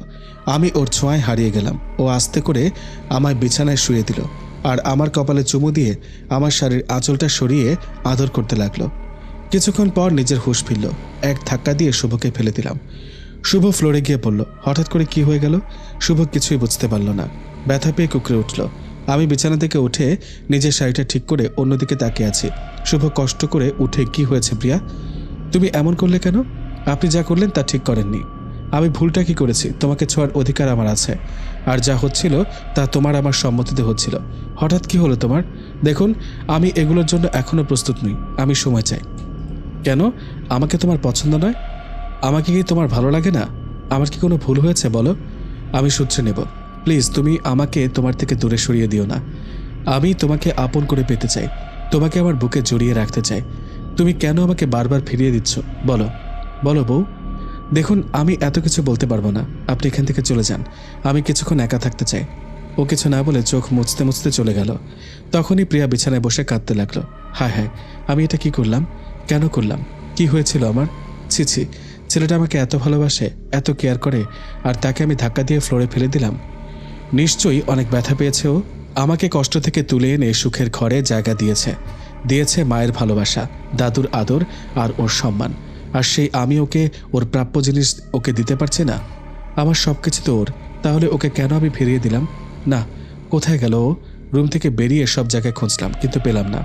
ব্যর্থ হয়ে রুমে এসে কাঁদতে কাঁদতে ঘুমিয়ে পড়লাম। ঘুম থেকে উঠে দেখি সকাল হয়ে গেছে। বিছানায় তাকিয়ে দেখি শুভ নেই। তার মানে ও রাতে বাড়ি ফিরেনি। কোথায় গেল? নিচে দেখলাম মা, দাদুর সবাই। মাকে জিজ্ঞেস করলাম, মা, শুভ কোথায়? কেন বৌমা, এত সকালে আবার কোথায় গেল? রাতের কথা আর মাকে জানালাম না। বৌমা, চিন্তা করো না, ও একটু পরই ফিরে আসবে। দরজার দিকে তাকাতেই চোখে পানি এসে বলল, কি করব না করব? মা বলল, যাও মা, রুমে যাও। আমি চোখের পানি আড়াল করে রুমের দিকে এগোলাম। রুমে এসে কাঁদছি, তখনই কারো স্পর্শ। সাথে সাথে তাকিয়ে দেখলাম দাদু। দাদুকে দেখে চোখের পানি মুছে ঘোমটা দিয়ে দাদুকে বসতে দিলাম। এ কি দাদু, তুমি এত কষ্ট করে কেন উপরে এলে? আমাকে ডাকলেই তো আমি নিচে যেতাম। দাদু বলল, দাদু ভাই, নিচে ডাকলে তো তোমার এই অবস্থা জানতে পারতাম না। কি হয়েছে দাদু ভাই? দাদুর কথাটা শুনে আর নিজেকে আটকে রাখতে পারলাম না। জোরে জোরে কেঁদে দিলাম। দাদু আমার মাথায় হাত রেখে, শান্ত হও দাদা ভাই, এই স্বামী স্ত্রীর মধ্যে মান অভিমান তো থাকবে, তাই বলে তুমি এভাবে ভেঙে পড়বে? শুভ তোমাকে অনেক ভালোবাসে, আমি জানি ও কোথায়। আমি ওকে এখনই নিয়ে আসছি, তুমি কেঁদো না। আমি দাদুর কথা শুনে খুশি হয়ে বললাম, সত্যি দাদু, ও এখনই আসবে। হ্যাঁ দাদু ভাই। এই কথাটা বলে দাদু চলে গেল। আমি আলমারি থেকে সেদিনের নীল শাড়িটা বের করে বাথরুমে গিয়ে ফ্রেশ হয়ে গোসল করে শাড়িটা কোনো রকম পরে সেজে বারান্দায় দাঁড়িয়ে আছি। হঠাৎ কারো আসার শব্দ। আমি চমকে উঠলাম। নিশ্চয়ই শুভ এসেছে। আমাকে ওর কাছে ক্ষমা চাইতেই হবে। আমাকে আমার মনের কথা ওকে জানাতে হবে। আমি বলবো আমি ওকে কতটা ভালোবাসি। তখনই পেছন থেকে আমাকে জড়িয়ে ধরে নিজের সাথে চেপে ধরল। ছোঁয়াটা অন্যরকম মনে হলেও মাথা নিলাম না। কাল আমার এমনটা করা একদমই ঠিক হয়নি। আপনি আমাকে ক্ষমা করে দিন। আজ থেকে আপনি যা বলবেন তাই হবে। আমি আপনাকে অনেক ভালোবাসি, কিন্তু কালকের ব্যবহারের জন্য আমি দুঃখিত। ও আমাকে আরও জোরে চেপে ধরল। আমি চোখ বন্ধ করে ফেললাম। ও সামনে এসে আমাকে জড়িয়ে ধরল, আর আমিও ওকে জড়িয়ে ধরলাম। তখনই কেউ দরজা খুলে প্রবেশ করলো। পেছনে তাকিয়ে দেখি শুভ। আমি অবাক হয়ে শুভর দিকে তাকিয়ে রইলাম। এ কি, শুভ ওখানে? তাহলে আমি কাকে জড়িয়ে ধরলাম? তখনই তাকিয়ে দেখি অন্য কেউ। এ কি, আপনি কে? শুভ বলল, কেন, জড়িয়ে ধরার সময় দেখনি? না, মানে থাকবো। ও আমার ছোট ভাই রোহান। আর রোহান এই তোর ভাবি। বাহ ভাবি, তুমি তো জাক্কাস, খুব সুন্দর। আর তুমি যেভাবে আমাকে জড়িয়ে ধরেছ আমার কিন্তু খারাপ লাগেনি। মজা করলাম। এই কথাটা শুনে শুভ রোহানকে নিয়ে রুম থেকে চলে গেল। কি হচ্ছে এসব আমার সাথে? শুভ তো কখনো বলে নাই যে ওর ছোট ভাই আছে। শুভ কি ভাববে এখন? এমনিতে ও কষ্ট পেয়ে আছে, তার উপর এরকম দৃশ্য। ছি, কেনই বা তাকালাম না ওর দিকে? আর রোহানি বা কেমন, আমাকে কিভাবে জড়িয়ে ধরল? কি করব এখন? রুম থেকে বেরিয়ে নিচে চলে গেলাম। দেখলাম সবাই নিচে রোহানের সাথে কথা বলছে, আর শুভ এক কোণে বসে আছে। আমাকে নিচে নামতে দেখে ও বাইরে চলে গেল। মা বলল, এই যে বৌমা, এখানে এসো, এই তোমার ছোট দেবর রোহান। রোহান বলল, হ্যাঁ মা, ভাবির সাথে কোলাকুলি করেই পরিচয় হয়েছে। মানে? মজা করলাম। মা মুচকে একটা হাসি দিয়ে বলল, নে তোরা দুজন কথা বল, আমি দেখি রান্নাঘরের কি অবস্থা। এই বলে মা চলে গেল। ছেলেটা যে শুভর ভাই মনেই হচ্ছে না। কেমন করে তাকাচ্ছে আমার দিকে। ওর এমন তাকানো দেখেই আমি শাড়িটা ঠিক করে নিলাম। যখনই চলে আসবো, রোহান বলল, ভাবি খারাপ নজরে তাকিয়ে আছে। বাহ ভাবি, মনেই হয় না যে আপনার বিয়ে হয়ে গেছে। কি রূপ, কি যৌবন, দেখে যে কোনো ছেলের মাথায় নষ্ট হয়ে যাবে। সব ভালো জিনিস কেন ভাইয়ার নজরেই আগে পড়ে? প্রিয়া বলল, কি বলছো বলো তো? তুমি হয়তো ভুলে যাচ্ছ আমি তোমার বড় ভাবি। হ্যাঁ জানি তো, তাই বলে কি একটু দুষ্টুমি করতে পারবো না? ভাইয়ার পরে তো আমার স্থান, শুধু ভাইয়ের খেয়াল রাখলেই হবে না, ভাইয়ার সাথে সাথে আমারও খেয়াল রাখতে হবে। দেখলাম ও আমার বুকের দিকে তাকিয়ে কথাগুলো বলল। ছেলেটা তো সুবিধার না, শুভর মতো ছেলের ভাই কখনো রোহান হতে পারে না। এ তো একটা বদমাস, এর থেকে সাবধানে থাকতে হবে। রোহান বলল, ভাবি আপনার হাতটা দিন তো। কেন? পরে বলছি, আগে দাও। না, না পেরে আমার হাতটা রোহানের দিকে এগিয়ে দিলাম। আমার হাতটা ধরে বলল, বাহ ভাবি, কত নরম তোমার হাত, কত ভালো লাগছে ধরতে। রোহান আমার হাতটা এমন করে ধরেছে কেন? ওর ছোঁয়ার মধ্যে কোনো মাধুর্যতা নেই, কেমন জানি অস্বস্তি হচ্ছিল। ঠিক তখনই শুভ এসে থমকে গেল। ও আমার হাতের দিকে তাকিয়ে রইল। দেখলাম ওর চোখগুলো লাল হয়ে গেছে, খুব রাগ রাগ ভাব দেখা যাচ্ছে। আমি রোহানের হাত থেকে আমার হাতটা ছাড়ানোর চেষ্টা করছি, কিন্তু রোহান ছাড়ছে না। কি হলো ভাবি, এতক্ষণ তো ভালোই ছিলাম দুজন, এখন তুমি ভাইয়াকে দেখে হাত ছাড়িয়ে নিচ্ছ যে? ভাইয়াকে ভয় পাও নাকি তুমি? তুমি ভয় পেও না, ভাই কিছু বলবে না। শুভ কিছু না বলে উপরে চলে গেল। আমি কোনো রকমে হাতটা ছাড়িয়ে রুমে চলে গেলাম। দেখি শুভ নিজের হাতটা দিয়ে দেওয়ালে আঘাত করছে।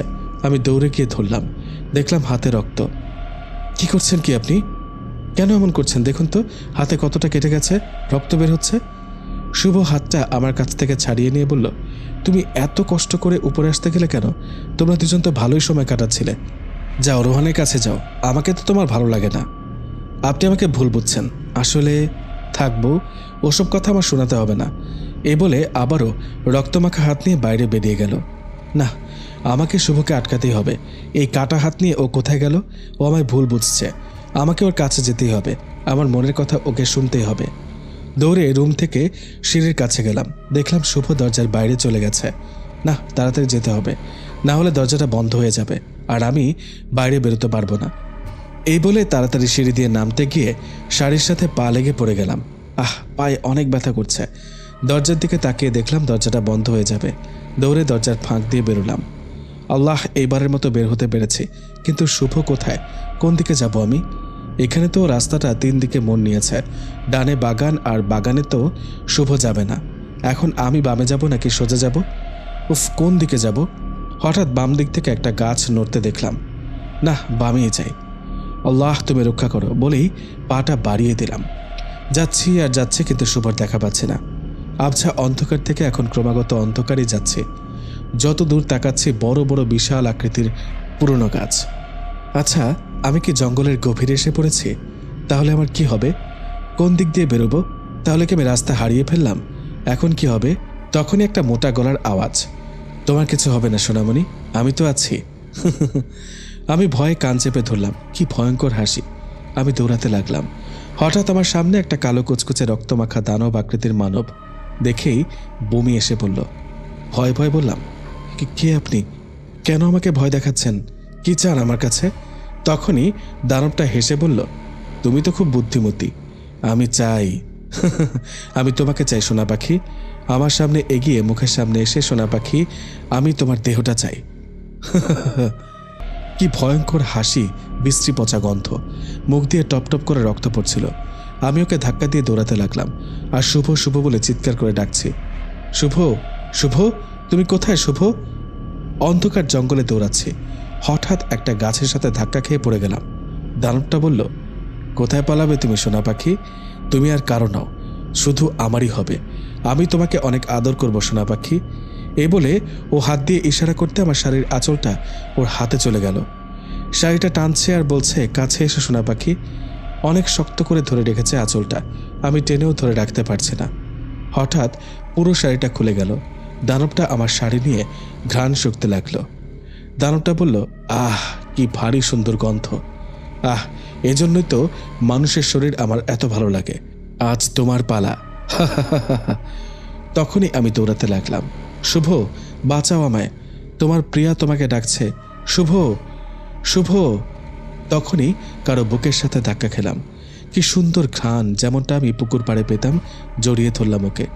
তখনই শুভ বলতে বলতে জ্ঞান হারিয়ে ফেললাম। তারপর কি হলো জানি না। চোখ খুলে দেখলাম আমি আমার রুমে আছি। শুভ আমার হাত ধরে পাশেই বসে কাঁদছে। আমি ধরপড়িয়ে উঠলাম আর বিছানা থেকে নেমে শুভর পায়ে ধরে কাঁদতে লাগলাম। আমায় ক্ষমা করে দাও, আমি তোমার সাথে অন্যায় করেছি।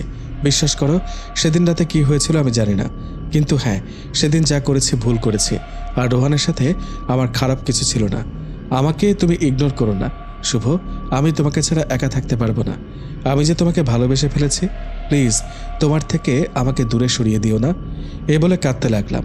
শুভ আমাকে ওর পা ছাড়িয়ে বিছানায় তুলে বসালো, চোখের পানি মুছে দিল। তুমি কেঁদো না বউ, তোমার কান্না আমি একদম সহ্য করতে পারি না। তুমি কোনো ভুল করনি, কোনো অন্যায় করনি। আমার বউটা কোনো ভুল বা অন্যায় করতেই পারে না। আমার দিক থেকে চোখ ফিরিয়ে অন্যদিকে তাকিয়ে বলল, বউ, তোমার শাড়িটা রক্তমাখা অবস্থায় ছিল, তাই শাড়িটা তোমাকে পরাইনি। তুমি ফ্রেশ হয়ে চেঞ্জ করে এসো।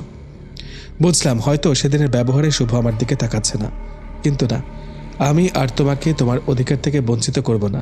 মনে মনে বললাম, আচ্ছা জঙ্গলের ওটা কি ছিল, কি ভয়ঙ্কর দেখতে? ওটা কিছু না, ওসব কথা ভুলে যাও। আর হ্যাঁ, তুমি আমাকে না বলে বাড়ির বাইরে কেন গেলে? আজ যদি তোমার কিছু হয়ে যেত? তখন প্রিয়া বলল, কি আর হতো, মরে যেতাম। শুভ একটা চিৎকার দিয়ে বলল, প্রিয়া, এই কথা দ্বিতীয়বার যেন তোমার মুখে না শুনি। তোমার কিছু হলে আমার কি হতো? দুনিয়ায় আমি কাউকে বাঁচতে দিতাম না। তুমি আমার, শুধু আমার। ভুলেও মুখে এই কথা আনবে না, মনে থাকবে? শুভর ধমক শুনে আমি ভয় পেয়ে গেলাম। হ্যাঁ হ্যাঁ, মনে থাকবে, আর কখনো বলবো না। এই বলে আলমারি থেকে শাড়িটা নিয়ে বাথরুমে চলে গেলাম। বাবারে বাবা, কত রাগ ওনার! না না, আর কখনো ওকে রাগানো যাবে না। তাড়াতাড়ি শাওয়ার শেষ করে শাড়ি পরে বের হলাম। শুভ আমার দিকে মুগ্ধ নয়নে তাকিয়ে রইল। অবাক হয়ে শুভ বলল, বউ, তুমি শাড়ি পরেছ? তাহলে শাড়ি পরা শিখে গেছ? কিন্তু একটু ভুল হয়েছে, কোনো ব্যাপার না। শাড়ির কুচুগুলো বামে নয়, ডানে দিবা, আর শাড়ির আঁচলটা সুন্দর করে গুছিয়ে সামনে আনবা। দেখো পেছনে পেঁচিয়ে রয়েছে, ঠিক করো যেভাবে বললাম। প্রিয়া বলল, জানি তো তুমি আমার উপর রেগে আছো, তাই নিজ থেকে শাড়িটা ঠিক করে দিলে না। আমি ইচ্ছে করে ভুল করেছি, কিন্তু তুমি ধরেই দেখলে না। থাক, কোনো ব্যাপার না। এতদিন তুমি বারবার নানা অজুহাতে আমার সামনে এসেছো, কাছে এসেছো, ছোঁয়ার চেষ্টা করেছো, কিন্তু আমি তোমাকে বারবার ফিরিয়ে দিয়েছি। কিন্তু না, আজ আমি তোমার কাছে যাব, আমার সব কিছু তোমাকে উজাড় করে দিব। আমার মনের যত ভালোবাসা সব তোমায় দিব। মনে মনে বললাম কথাগুলো। আমি শুভর কাছে গিয়ে ওর চোখের দিকে তাকালাম, ওকে জড়িয়ে ধরলাম। দেখলাম আমার বরটা আমায় জড়িয়ে ধরছে না। কি আর করব, সুযোগ তো আমার কতই ছিল, কিন্তু আমি কাজে লাগাইনি। আজ নিজের লজ্জার কথা বাদ দিয়ে স্বামীর লজ্জায় ভাঙতে হবে। ওর শার্ট খুলে ওকে বিছানায় শুয়ে দিলাম। তারপর ও বুকে মাথা রেখে ওকে জড়িয়ে ধরে শুয়ে রইলাম। এই যে মিস্টার শুভ, কিছু বলছেনও না, কিছু করছেনও না, সব কিছুকে আমিই করব? এখনো কি আমার উপর রেগে আছো? কি হলো, কিছু বলছো না যে? ধ্যাত, চলে যাচ্ছি। তখনই শুভ টান দিয়ে ওর কাছে টেনে নিল। তারপর শুরু করলাম নতুন জীবন। হঠাৎ পাখির কিচিরমিচির আওয়াজে ঘুম ভেঙে গেল। কোনো রকম নিজেকে শুভর থেকে ছাড়িয়ে নিলাম। দেখলাম ও ঘুমোচ্ছে। কি নিষ্পাপ ওর মুখটা!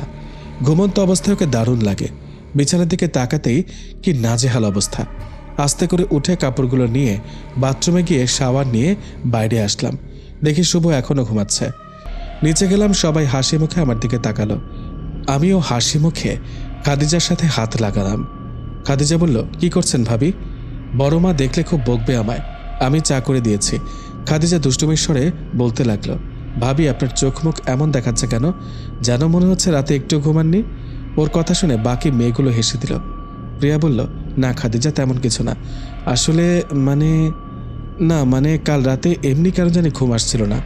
কথাটা শেষ করে যখনই চলে আসবো, খাদিজা বলল, কোথায় যাচ্ছেন ভাবি? আর লজ্জা পাচ্ছেন কেন? আমি লজ্জা পেয়েছি? কই না তো।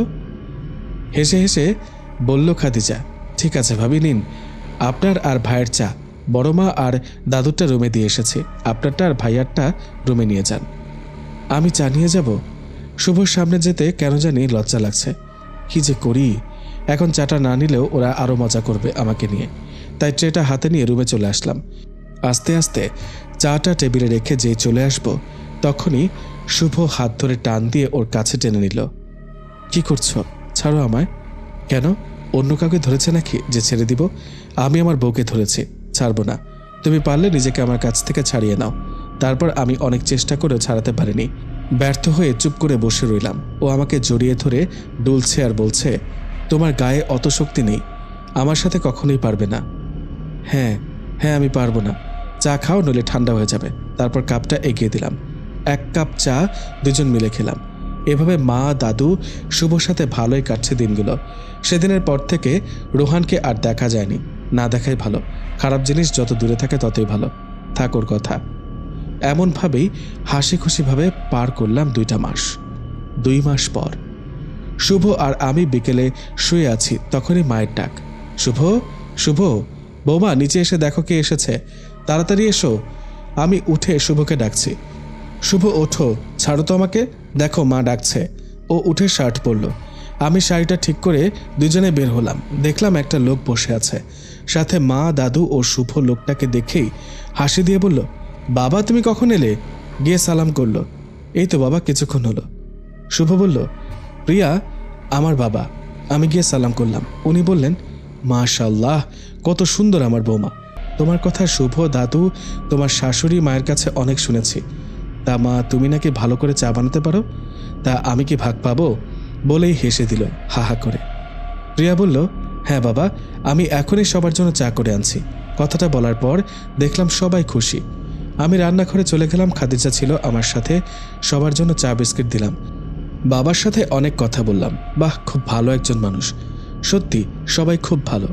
হঠাৎ বাবা শুভকে বলল, শুভ উপরে চল, তোর সাথে কিছু কথা আছে। এই বলে ওরা দুজন উপরে গেল আর অনেকক্ষণ পর নিচে আসলো। খেয়াল করলাম শুভর মনটা খারাপ। তারপর সবাইকে খাওয়ালাম। খাওয়ার পর দাদুকে রুমে দিয়ে আসলাম। আমার রুমে গিয়ে দেখি শুভ বারান্দায়। কি হলো শুভ, তুমি এই সময় বারান্দায় কি করছো? আর তখন বাবার সাথে কথা বলার পর থেকেই তোমার মনটা খারাপ, কি হয়েছে?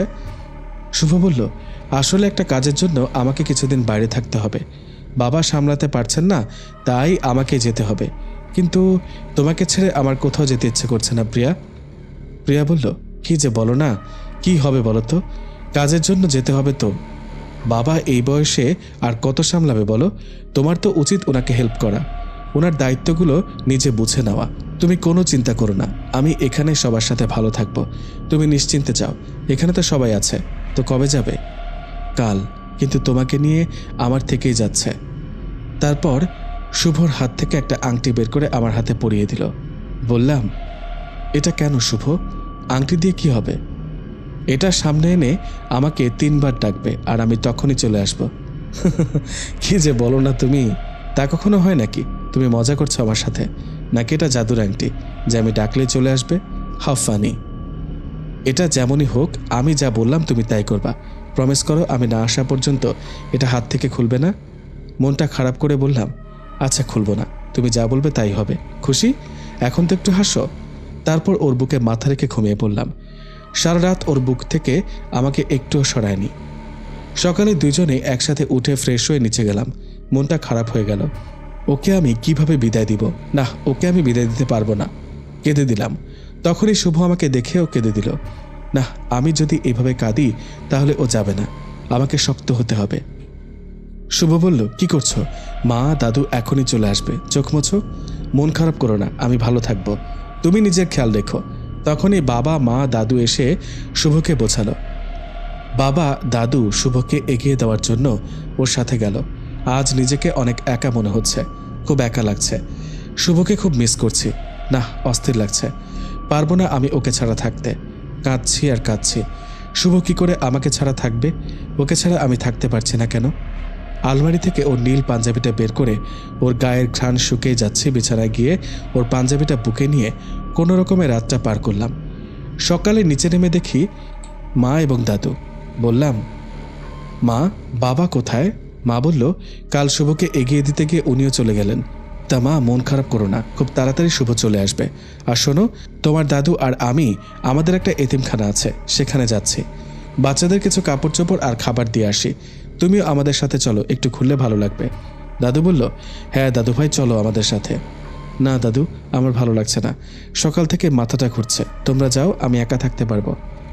মা বলল, সে কি বৌমা, তুমি তো আমাকে কিছুই বলনি। আমি এখনই ডক্টরকে কল করছি। না মা, আপনি অস্থির হবেন না, আমি ঠিক আছি, আপনারা যান। আর আমি একা কোথায়? খাদিজা তো আছে আমার সাথে। তোমরা নিশ্চিন্তে যাও। তারপর মা আর দাদুকে বিদায় দিলাম। তারা চলে গেল। খাদিজা আমাকে নাস্তা দিল। খাদিজা কি দিয়েছ? কেন ভাবি? ডিম, পাউরুটি, মাখন আর কফি। না খাদিজা, এসব খাবো না। আমাকে একটু স্যুপ করে দিবে? টক টক খেতে ইচ্ছে করছে খুব। কি ব্যাপার ভাবি, খুশি সংবাদ নাকি? না না, তেমন কিছু না, কাল রাতে ঘুম হয়নি হয়তো, তার জন্যই। এখনই করে দিচ্ছি ভাবি। কিছুক্ষণের মধ্যেই খাদিজা স্যুপ এনে দিল। একটু খেয়েই বমি পেয়ে গেল। সাথে সাথে বেসিনে গিয়ে হালকা বমি করলাম। খাদিজা মাথায় পানি ঢেলে চেয়ারে বসালো, সাথে সাথে লেবু পানি দিল। পানিটা খেয়ে একটু ভালো লাগছে। খাদিজা বলল, ভাবি চলুন আপনাকে রুমে দিয়ে আসি, একটু ঘুমালে ভালো লাগবে। ও ধরে আমাকে রুমে শুয়ে দিল। খাদিজা চলে যাওয়ার পর চোখটা বুজে এলো। হঠাৎ কারো ছোঁয়া আমার পা ছুঁয়ে হাঁটু পর্যন্ত চলে এলো। আমি চমকে উঠলাম। চোখ মেলে দেখি রোহান। এ কি রোহান, এ কি ধরনের ব্যবহার? ছাড়ো পা। একটা অসভ্য অভদ্র ছোট লোক ছেলে কোথাকার। বড় ভাইয়ের বউকে কিভাবে সম্মান দিতে হয় জানো না? তোমার ভাই যদি জানতে পারে তুমি আমার সাথে অসভ্যতামি করছো, তাহলে তোমার কি অবস্থা করবে তা তুমি নিজেও জানো না। রোহান বলল, কে ভাই? কার ভাই? শুভ আমার ভাই না, ও আমার কিছুই হয় না। শুভর ভয় তুমি আমাকে দেখাচ্ছ? ও অনেক জ্বালিয়েছে আমাকে, এবার আর ওকে কোনো ছাড় দেব না, মেরেই ফেলবো, আর তোমাকে আমার করে নিব। এই বলে আমার উপর ঝাঁপিয়ে পড়ল। অনেক চেষ্টা করছি ছাড়ানোর, কিন্তু পারছি না। টেবিলের উপরে ফুলদানিটা রাখা ছিল, কোনো রকমে ওটা হাতে নিয়ে ওর মাথায় মারলাম। সাথে সাথে নিচে পড়ে গেল। আমি চিৎকার করে খাদিজাকে ডাকতে লাগলাম। বিছানা থেকে উঠে যেই দরজার সামনে যাব, তখনই ও আমার হাত ধরে বিছানার দিকে টানতে থাকে। তখনই খাদিজা এসে বলল, এই জানোয়ার, ভাবিকে ছাড় বলছি। অনেক জ্বালিয়েছিস। জিন রাজ্যে তোর জন্য আমরা ছেড়ে দিয়ে এখানে এসে বাস করছি। জিন রাজ্যের প্রত্যেকটা মেয়েকে তুই জ্বালিয়েছিস। অনেক মেয়ের জীবন তুই নষ্ট করেছিস। তোর জন্য জিন রাজ্যের কোনো মেয়ে ঘর থেকে বেরিয়ে প্রাণ ভরে নিঃশ্বাস নিয়ে দেখেনি। বড় ভাইয়া তোকে অনেক ছাড় দিয়েছে, মাফ করেছে যেন তুই ভালো হয়ে যাস। না, তুই তো ভালো হবার নয়, সেই নামই নিলি না। জানুয়ারি রয়ে গেলি। ভাই যদি জানে তুই ভাবিকে অসম্মান করছিস, তোকে আর আস্ত রাখবে না, তোর দেহ থেকে মাথাটা ফেলে দিবে। রোহান বলল, বাহ, ভালো কথা শিখেছিস তো। তুই আমাকে ভয় দেখাচ্ছিস, তুই আমাকে ধমকাচ্ছিস। ও এখন আমার হাত ছেড়ে দিয়ে খাদিজার দিকে এগোলো। খাদিজা হাত দিয়ে ইশারা করতে রোহান ছিটকে গিয়ে পড়ল। আমি অবাক হয়ে যাচ্ছি, কি বলছে খাদিজা এসব? জিন রাজ্য মানে কি? আর খাদিজার কাছে এত পাওয়ার কি করে? আমি কিছুই বুঝতে পারছি না। রোহান উঠে রেগে গিয়ে ইশারায় খাদিজাকে শূন্যে তুলে ছিটকে ফেলে দিল। খাদিজা আঘাত পেয়ে আর উঠতে পারছে না। রোহান আমার হাত ধরে বলল, এখানে আর এক মুহূর্ত না, চল আমার আস্তানায়, তোকে নিয়ে ওখানে যা করার করব। হাত টানতে টানতে সিঁড়ি দিয়ে নিচে নামিয়ে দরজার সামনে আসতেই দেখি দাদু চলে এসেছে। আমি চিৎকার করে মা দাদুকে ডাকলাম। মা বলল, রোহান, তোর কত বড় সাহস, তুই আমার বৌমার উপর নজর দিয়েছিস? ছাড় বলছি, ছাড়, না হলে শুভ তোকে ছাড়বে না। দাদু বলল, তোকে যদি সেদিন শুভ মেরে ফেলতো তাহলে আজকে এসব দেখতে হতো না। শুধু আমার কারণে তোকে জীবন ভিক্ষা দিয়েছিলাম যেন তুই ভালো হয়ে যাস। তোকে যারা জন্ম দিয়েছে তারাও খারাপ, আর তুইও খারাপ। খারাপের ঘরে যে খারাপই জন্ম নেয়, আজ তুই তা প্রমাণ করে দিলি। শুভ জিন রাজ্য থেকে ফিরলেই তোকে শেষ করবে। অনেক মেয়ের জীবন তুই নষ্ট করেছিস, আর না, শয়তানের পূজারি তুই, ছাড় আমার নাত বউকে। রোহান বলল, অনেক বলেছিস বুড়ো, কি করবো বল? আমি তো খারাপ, আর খারাপটা তো সবার ক্ষতিই করে। হ্যাঁ, আমি অনেক মেয়ের জীবন নষ্ট করেছি, আর আজ তোর নাত বউকে নষ্ট করব। তুই পারলে আটকা। মা বলল, তোকে নিজের সন্তানের মতো বড় করেছি, ভালো শিক্ষা দিতে চেয়েছি, কিন্তু তুই ভালো হলি না। শয়তানি রয়ে গেলি। তোর এই খারাপ হাত দিয়ে আমার বৌমাকে স্পর্শ করবি না। ছাড় বলছি। খারাপ হাত? আমার হাতটা খারাপ? ওকে দেখো তোমার বৌমার কোথায় কোথায় হাত দিই, দেখো মা, দেখো। তখনই আমার গালে, ঠোঁটে, পেটে স্পর্শ করলো। আমি কিছুই করতে পারলাম না। দাদু বলল, রোহান, অনেক হয়েছে। তুই কি ভেবেছিস আমি বুড়ো হয়েছি বলে কি আমার জাদুশক্তি কমে গেছে? তাহলে দেখ। তখনই দাদু বিড়বিড় করতে করতে কি যেন বলল। তখনই রোহান আমার হাত ছেড়ে দিয়ে চিৎকার করছে, যেন কেউ ওকে আগুনে পোড়াচ্ছে। কি ভয়াবহ সেই চিৎকার! আর বলছিল, আমি আসবো, আমি আবার আসবো, সব শেষ করে দিব, তছনছ করে দিব। আমি সইতে না পেরে জ্ঞান হারিয়ে সিঁড়ি থেকে নিচে পড়ে গেলাম। যখন জ্ঞান ফিরল দেখি আমি মায়ের রুমে। ডক্টর চেক আপ করে বলল, সুসংবাদ, আপনাদের বৌমা মা হতে চলেছে। এই কথা শুনে সবাই তো মহা খুশি। মা তো খুশিতে কেঁদে দিল। ডক্টর বলল, ওনাকে সাবধানে রাখবেন, সিঁড়ি থেকে পড়ে যাওয়ায় পেটে চাপ লেগেছে, কিন্তু আল্লাহর অশেষ রহমতে তেমন কিছুই হয়নি। ওনার হাঁটা চলা সব আস্তে, উত্তেজিত যেন না হয়, তাহলে কিন্তু বাচ্চার উপর তার প্রভাব পড়বে। উনি দুর্বল আছে, টাইমলি খাবার দিবেন। এই বলে ডক্টর চলে গেল। মা বলল, বাবা শুনেছেন ডক্টর কি বলল? আমার শুভ বাবা হতে চলেছে। ও যদি এখানে থাকতো কত যে খুশি হতো। বাবা, এই খুশির খবরটা ওর কাছে পৌঁছে দিতেই হবে। দাদু বলল, হ্যাঁ বৌমা, ঠিক বলেছ। আমি এখনই জিন সংবাদ বহনকারীকে দিয়ে খবর পাঠাচ্ছি। এই বলে দাদু চলে গেল।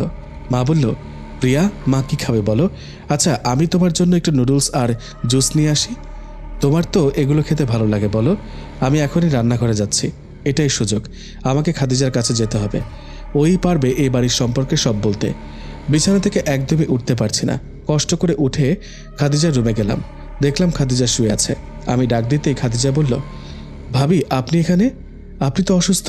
আমাকে ডাকলে আমি আপনার কাছে চলে যেতাম। না, তুমি এখন কেমন আছো? আমাকে বাঁচাতে গিয়ে তুমি কতই না কষ্ট পেয়েছ। ও তেমন কিছু না ভাবি, এটা আমার দায়িত্ব। খাদিজা, আমি তোমার কাছে কিছু জানতে চাই।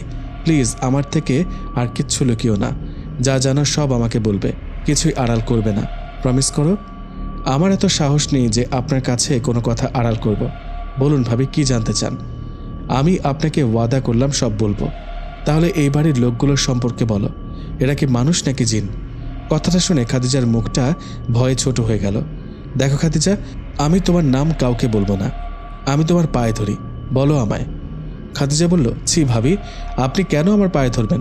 আপনার স্থান আমার মাথার উপর। আমি বলছি আপনাকে, আসলে ভাবি এই বাড়ির সবাই জিন, শুধু আপনি ছাড়া। শুভ ভাইয়া জিন বংশের একমাত্র উত্তরাধিকারী। তিনি হচ্ছেন বংশের বাদশাহ।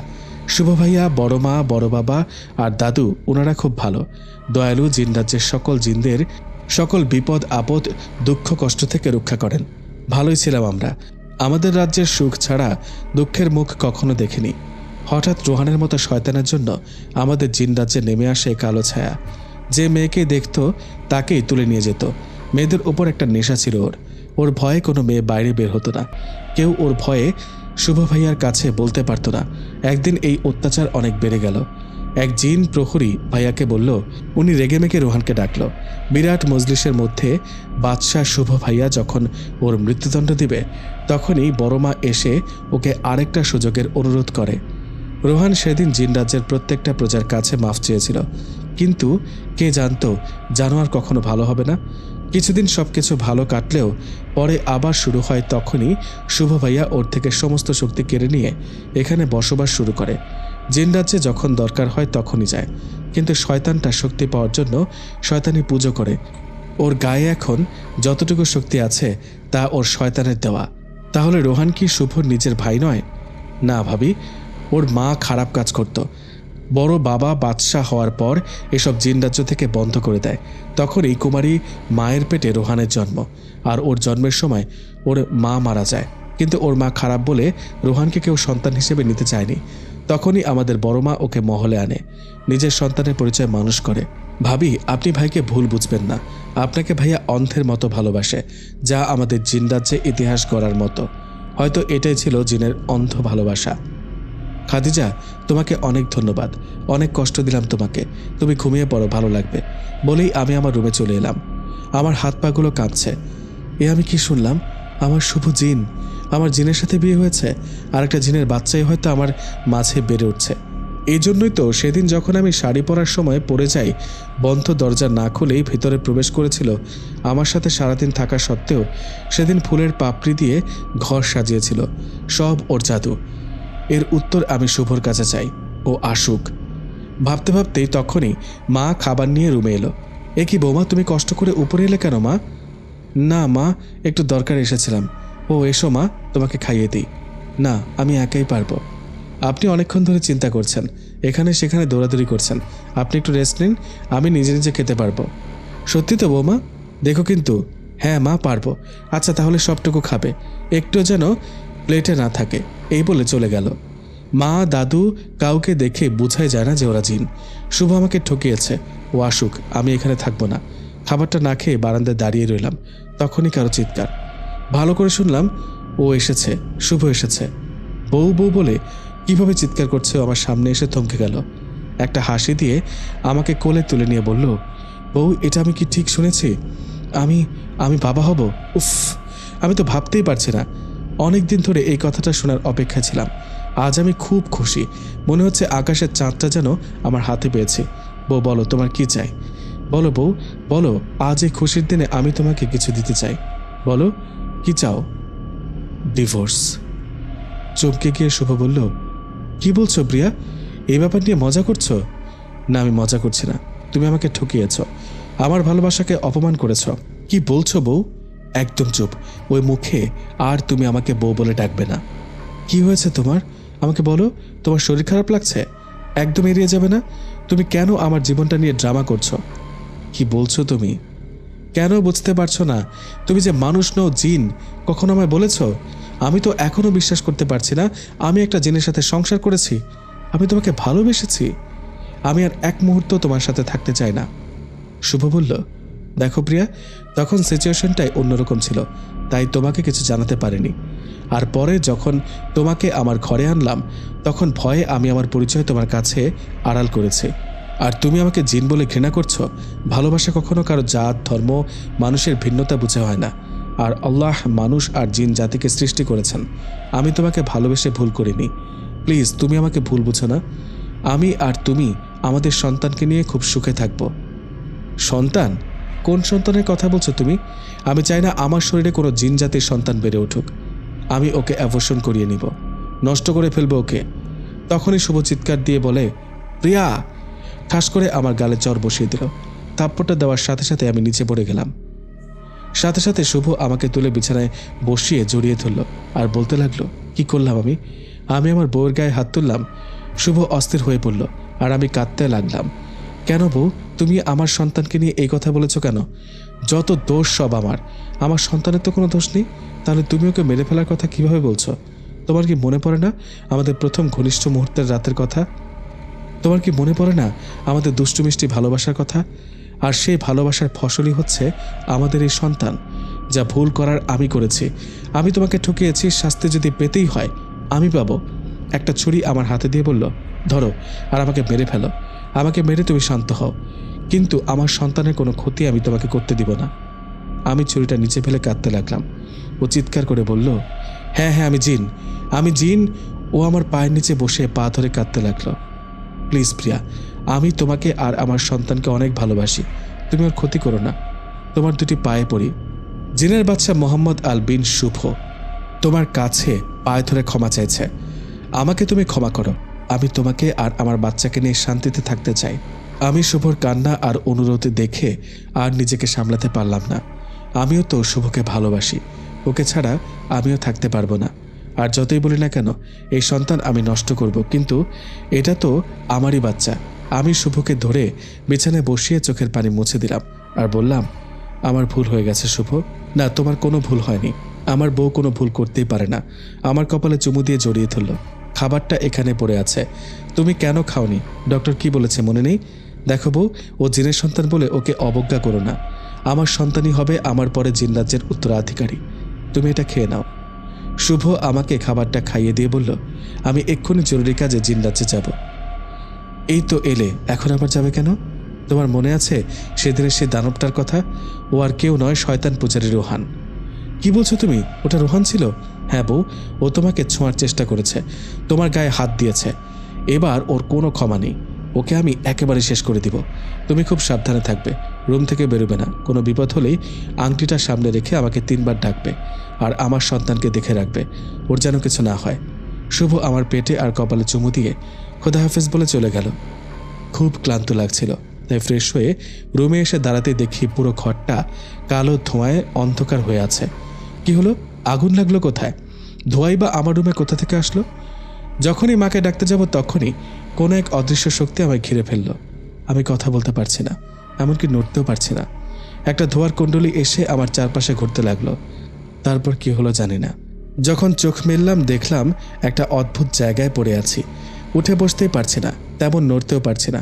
চারদিকে দেখার চেষ্টা করলাম, গাছপাতা ভরা, চারদিকে লতাপাতা ছড়িয়ে ছিটিয়ে রয়েছে। বিরাট এক মূর্তির মতো জিহ্বা বের করা চোখগুলো লাল লাল দেখেই ভয় পেয়ে গেলাম। তারপর যখন নিচে তাকালাম আমার হাত পা কাঁপছিল। দেখলাম হাত পা মাথার খুলি পড়ে আছে। কি ভয়ঙ্কর জায়গাটা! দেখলে গা শিরশিরে উঠছে। হঠাৎ পেছন থেকে কারা যেন আমাকে ডাকছে। কণ্ঠগুলো চেনা চেনা। আরে এ তো মা, দাদু আর বাবার ডাক। পেছনে তাকাতে পারছি না। কোনো রকমে অনেক কষ্ট করে দেখলাম সবাই হাত বাঁধা অবস্থায় দাঁড়িয়ে আছে। আমিও সবাইকে চিৎকার করে ডাকছি। মা আমাকে এমন অবস্থায় দেখে অনেক কাঁদছে। আচ্ছা, আমরা সবাই এখানেই কেন? কে নিয়ে আসলো এখানে? নিশ্চয়ই ওই শয়তান রুহানি হবে। ও সবাইকে এখানে ধরে এনে কি করতে চাইছে? হঠাৎ সেদিনের বৃষ্টি পচা গন্ধটা, যেটা আমি জঙ্গলে শুনেছিলাম। আরে এ তো সেই দানবটা। কেমন থপথপ করে হেঁটে আসছে, আমার সামনে এসে চিৎকার করে হেসে দিল। সোনা পাখি, তোমার কষ্ট হচ্ছে? এই তো আর কিছুক্ষণ, তারপরে তুমি আমার।